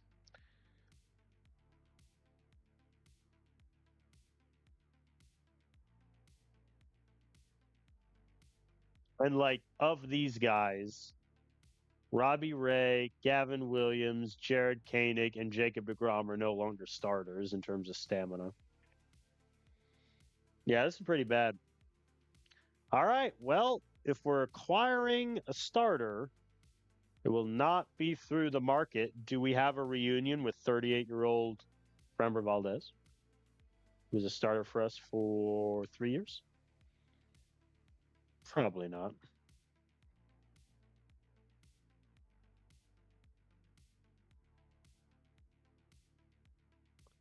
I'm also kind of looking for anyone to help out in AAA, but even that is not going great.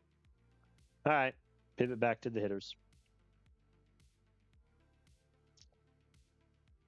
So I think if we spend most of our money, it will be to get an infielder. How many years? Joe Ortiz wanted 3 years, correct? Like, if I could get him in to be our third baseman for 2 years, I think I can live with that. He hasn't really regressed yet. Emphasis on the yet. But I know defensively he'd be fine. The arm at 55 is a little shaky at third, but he has great range, great error. But likely better at second. What's Luke Keeschel's arm? 45. Yeah, no. No, if Luke Keeschel is in the infield, it's going to be at second base. I assume if I move him to second, he'll lose overall and potential. He does not. I think that'll be the current plan is Luke Keeschel at second base, Jet Williams and Juan Matthews back up infield. I'm in advance. A day. Try this again.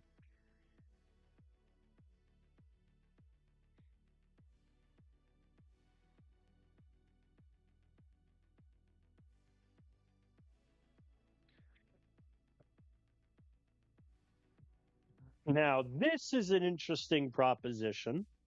To be clear, Bo Bichette is making $34.5 million this year and next year. Defensively, he's still okay. The AI has been putting him at first since 2029, which is kind of useless to me.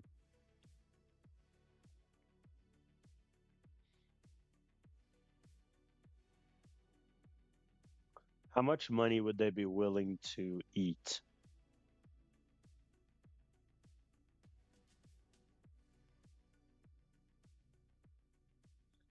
$45%. So we lose a little bit of money.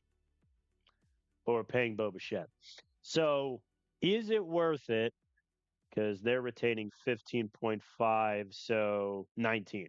So is it worth it to get 33-year-old who's going to be 34 next season, Bo Bichette, to be our opening day third baseman? I think offensively, the power has definitely dipped. The contact is still there, but he struck out 131 times last season, as opposed to like low 100s the year before. Walks were also down. His expected role is cleanup hitter, which obviously he would not be.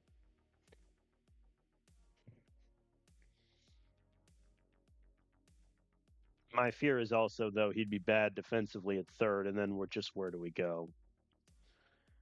If I wanted them to retain 60%, they're over budget. That's why. Okay, I could throw in literally anyone to make it more. Great Albertus.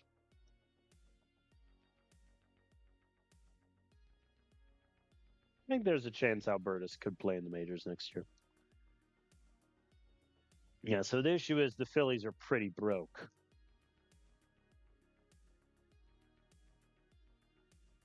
What if, because Jet Williams is making 4. But yeah, this is all they could do. So 50-50 split to get Bo Bichette. He is a fan favorite, so that would help our fan interest. I doubt he would retire after 1 year, so he'd be on our books for 2. But he would walk into the starting third base job. And this does send Taj Bradley on his way.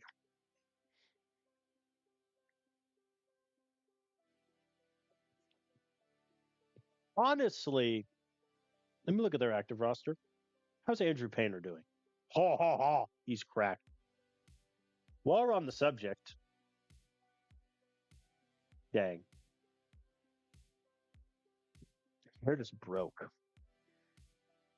What if I want to take Aiden Miller off your hands? Season budget up by 20 million. See, that's what doesn't make sense. It says here that they're still in the red.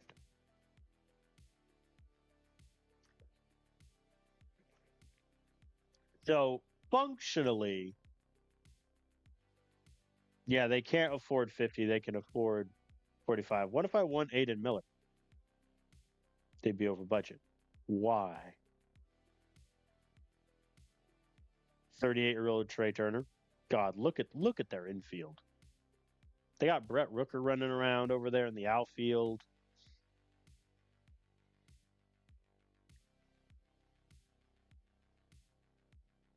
Jeez. I don't think I have anyone that they would want. Yeah, no, didn't think so. What about same question for Adrian Painter? Didn't think so. I saw they had Caleb Durbin. Hey, they have our old friend Adley Rushman. To be fair, he did really good for them last season. Good for them.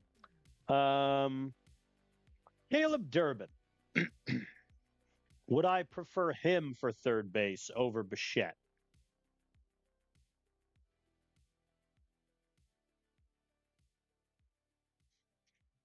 I think Bichette has better contact, allegedly better power, but he had less homers. He did have more doubles. Durbin is quite younger. Defensively, to Durbin. Yeah, ratings wise, they're a little closer than I thought looking at that. What would they want for Durbin?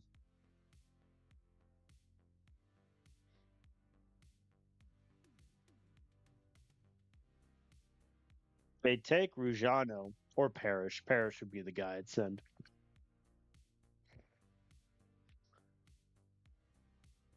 And they played Durbin at second, and he was horrendous. Have they ever played him third recently? 2029, he wasn't great.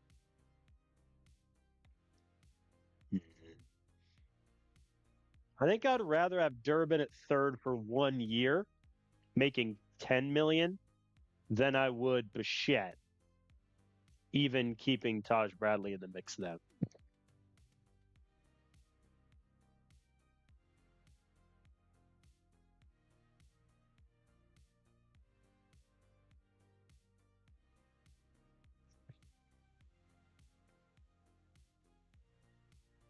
I think we do it. I think we do the deal.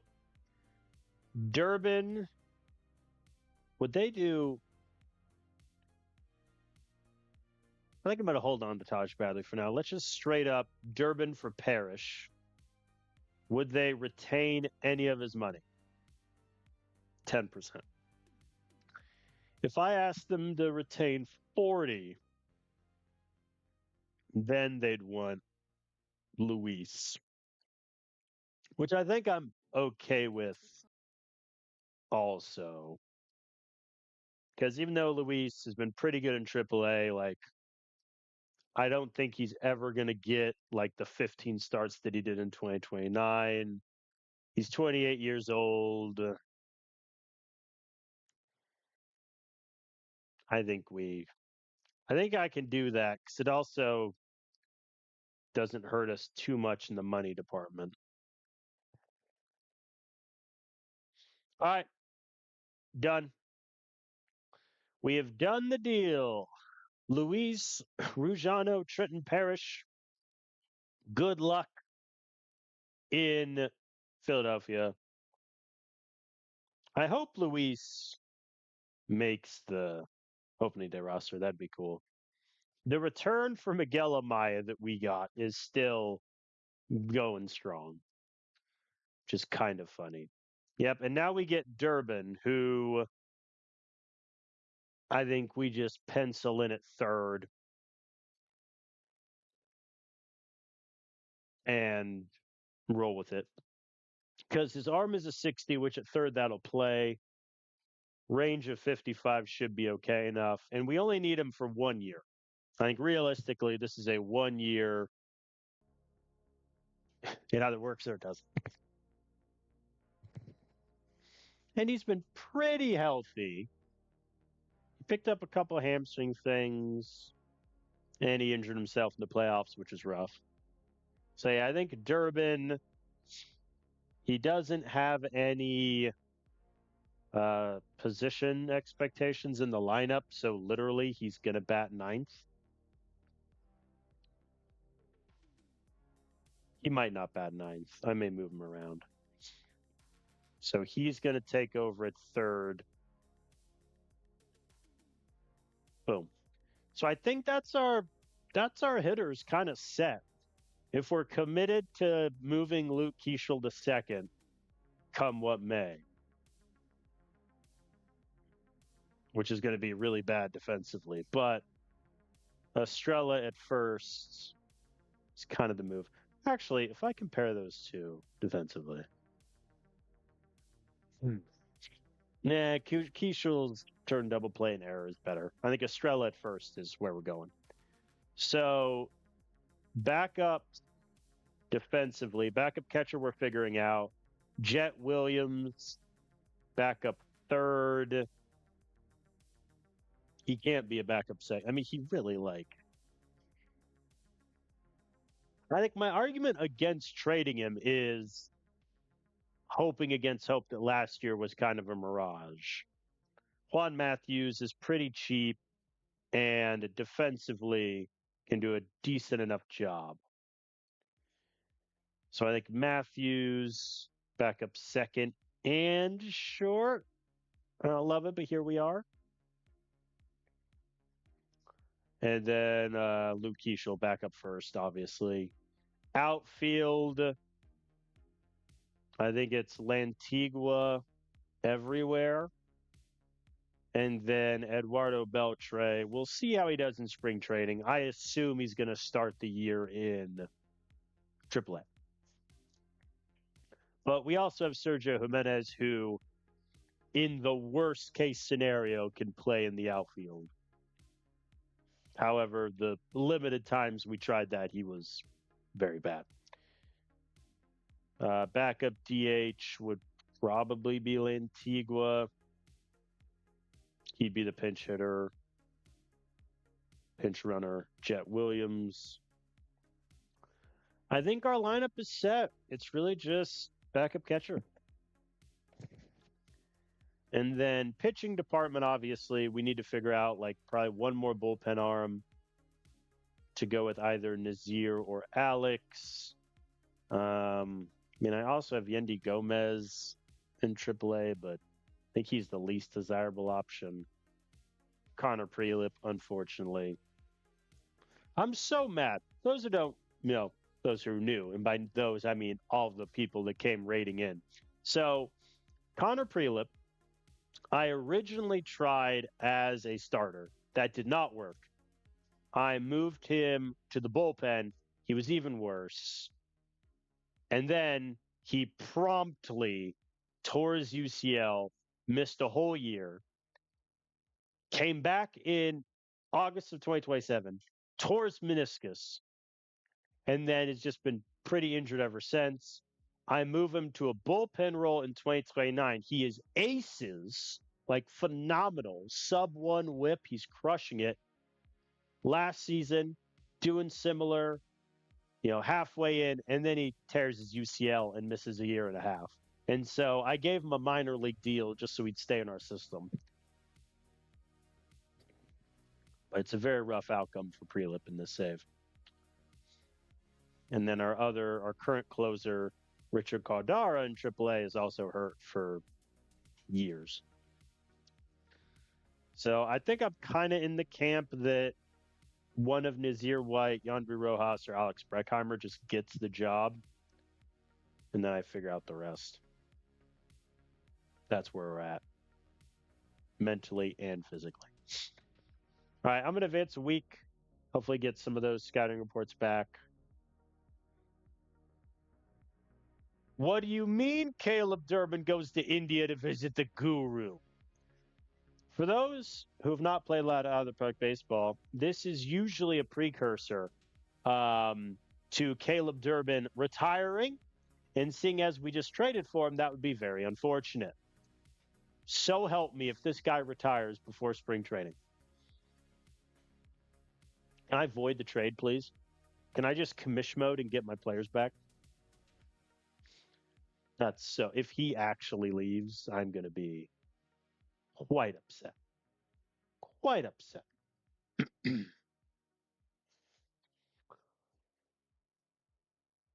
All right, fresh scouting report on Salazar.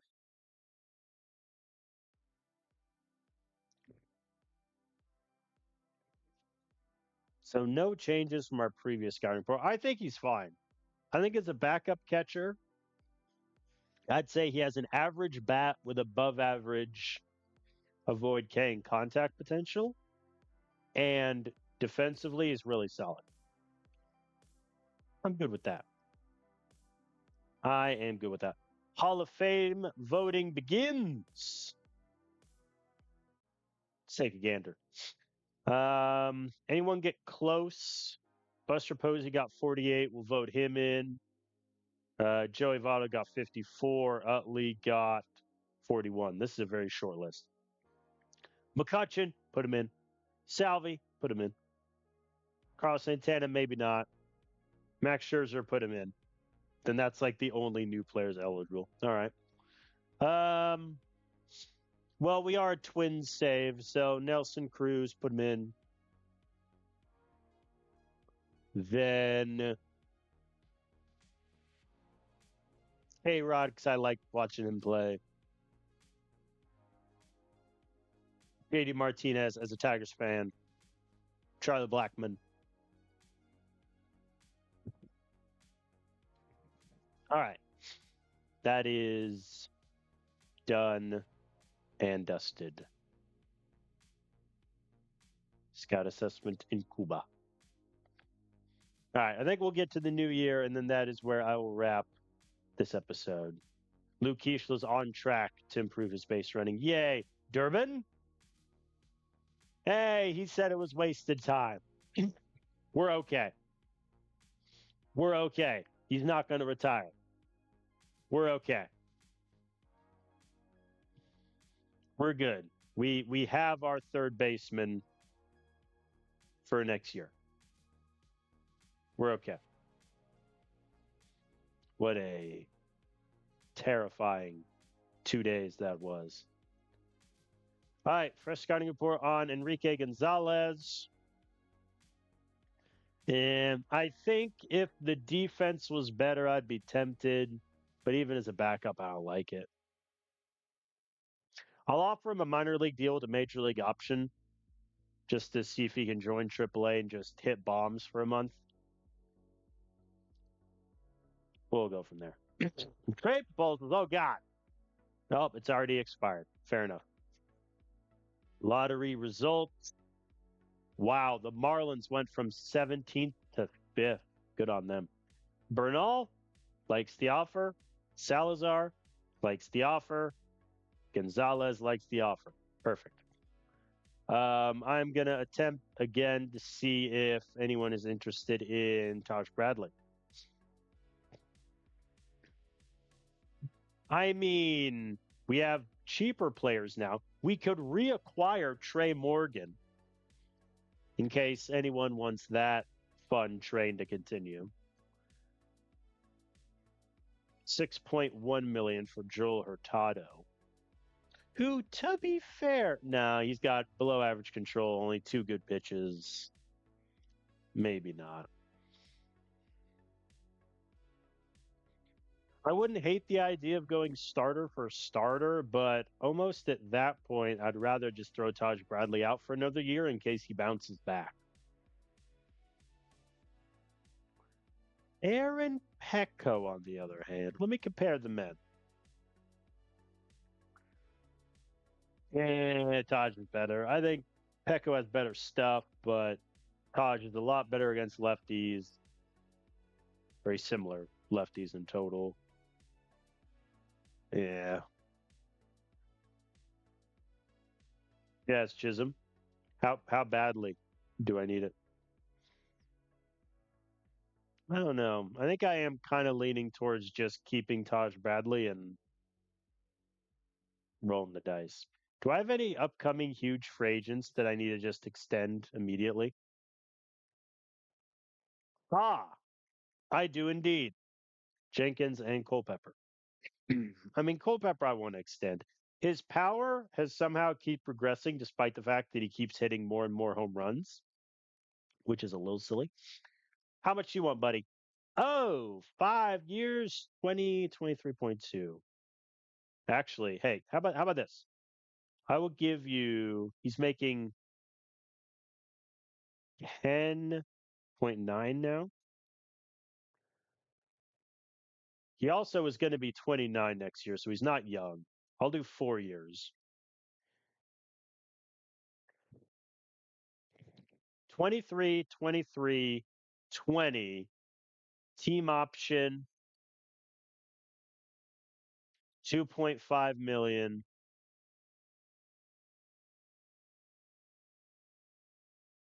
23, 22, 20, team option 18. If you make the all-star team, 250,000, MVP, 500K.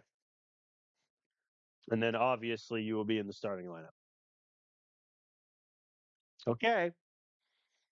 I think if we can get him for that, I'm a happy man. Because defensively, he's still holding up well at short. I know his zone rating is decreased. I am aware. But I can also move him to second and we'll be perfectly fine. And we'll just have to find a new shortstop, but I think I'm okay with that. Is that an overpay? Who knows? Walker Jenkins, I am not offering him an extension until the end of next season. I'm not doing it. Because if he has another bad year, he might just be gone.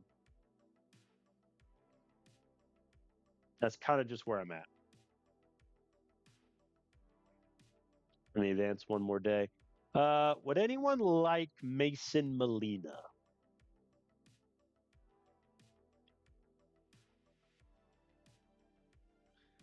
I mean, sure, but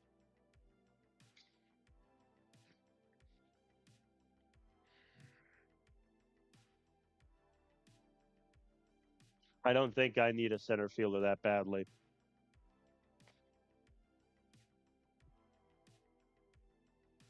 White Sox are offering Noah Schultz, but he has not had a great save.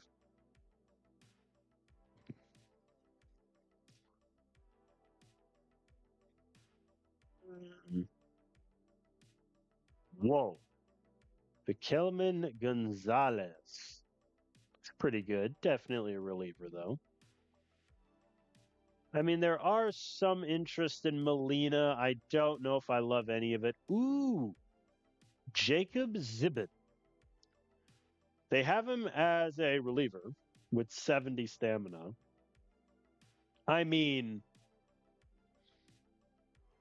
if I compare him to Molina as a starter, I might take Molina at that point, honestly.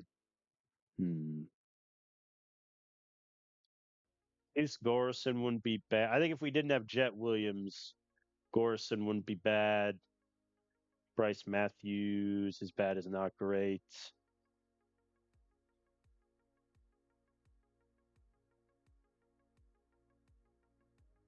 So here's the problem with Greg Nicely. He has an outfield arm of 35 and he can't run. But the bat looks legit. He's also 20 years old and his ratings aren't great. Like if I put him in FSL, yeah, he's not even ready for the FSL at age 20. So he could be a late bloomer.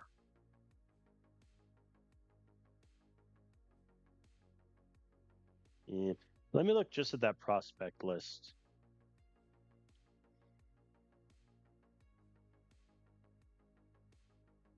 I like Christopher Hernandez, but I have a lot of relievers like him.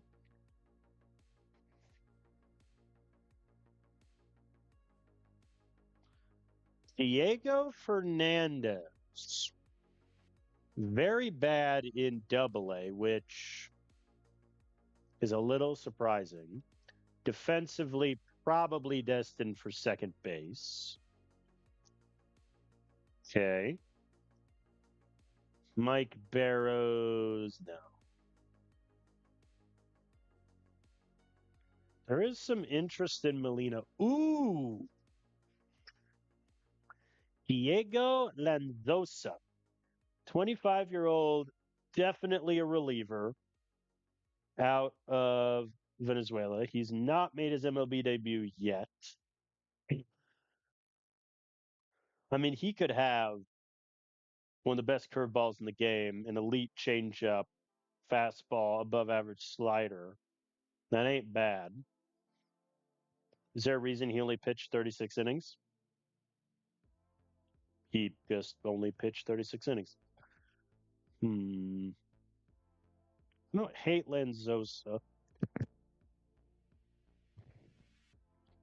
Melvin Sanchez.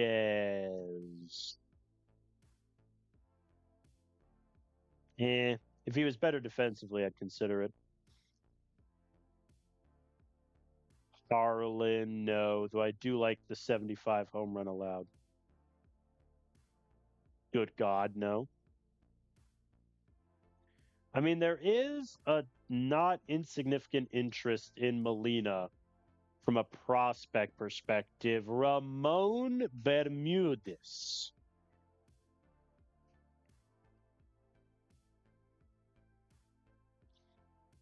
Now, I accept the fact that he's listed as a reliever at the moment, which means when I'd move him to a starter, his stuff would get worse. Let me just finish up the list and then I'll double back to him. Jacob Lombard. No, hold on.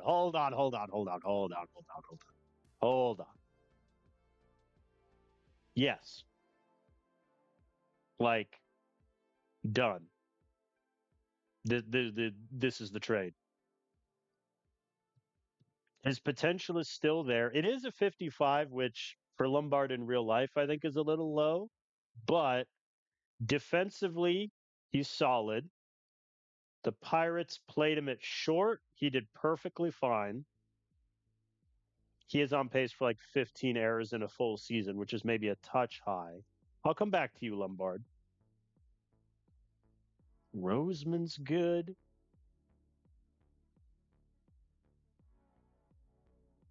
Angel Bayo's decent. We have our pick of guys. I really like. I'm gonna try to do two trades here. I think. Where was the? Yeah, Lanzosa. Here's a question. What do you give me? What do you want for Lanzosa?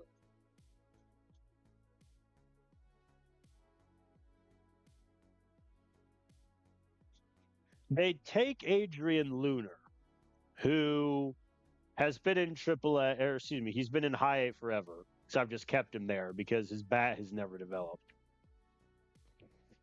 I think I'd do that deal. I like him defensively, but his bat is just bad. All right, we're gonna do two deals. First, this one, then double back to the Pirates and get Lombard. Interestingly enough, let's try and get a little greedy here. Because potential wise, there were higher potentials offered. What if you threw in. Is Chris Wallace on the 40 man? He is not. What if you threw in Chris Wallace? Okay. That was ambitious. Johan De Los Santos? Okay. They seem to have correctly ascertained what I'm doing. Juan Machado. I mean, Machado is also. Why is he on the 40 man? When did you put him on the 40 man?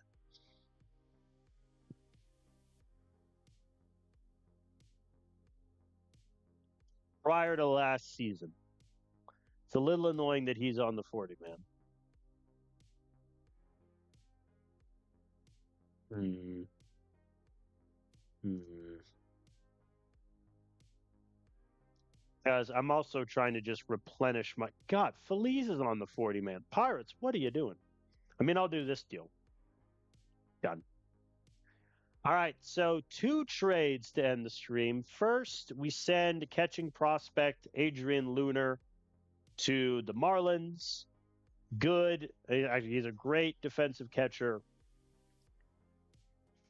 Okay bat in like double A. So good luck to him in triple A.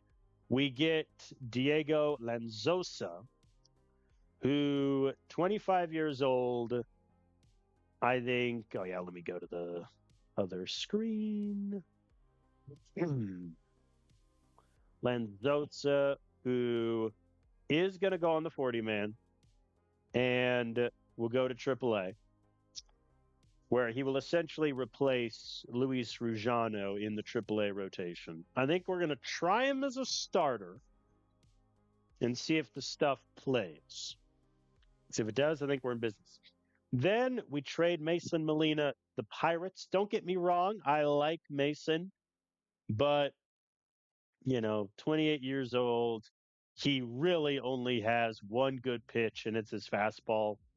Like he had a 1%. He was in the first percentile in off-speed run value, 21st for breaking. The fastball was the only thing he had. We gave him like almost 40 starts over the course of 3 years. I think we will send him off to the Pirates. In exchange, we get Johan Machado, who will also go to the 40 man and find his way to triple A. I mean, he could be a second baseman, he could be a third baseman. No issues there. The bat wasn't great in double A, but I'm blaming that as a mirage because, like, these are his ratings in the International League, so he should be okay. The fact that he's on the 40 man is a little bit annoying, but I like him. The big get is Jacob Lombard, where he will certainly be on our active roster at age 24. And I think it's a competition between him, Jet Williams, Juan Matthews for utility infield. And Lombard is the best defender out of all of them. And if Kalen Culpepper does indeed start regressing defensively at short, we slide him over to second base, and Lombard is our new shortstop.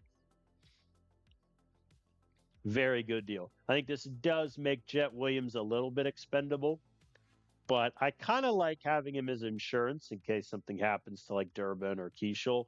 Juan Matthews might unfortunately find his way off the team sooner rather than later. How many people are on my 40 man? 38. That is a decent amount.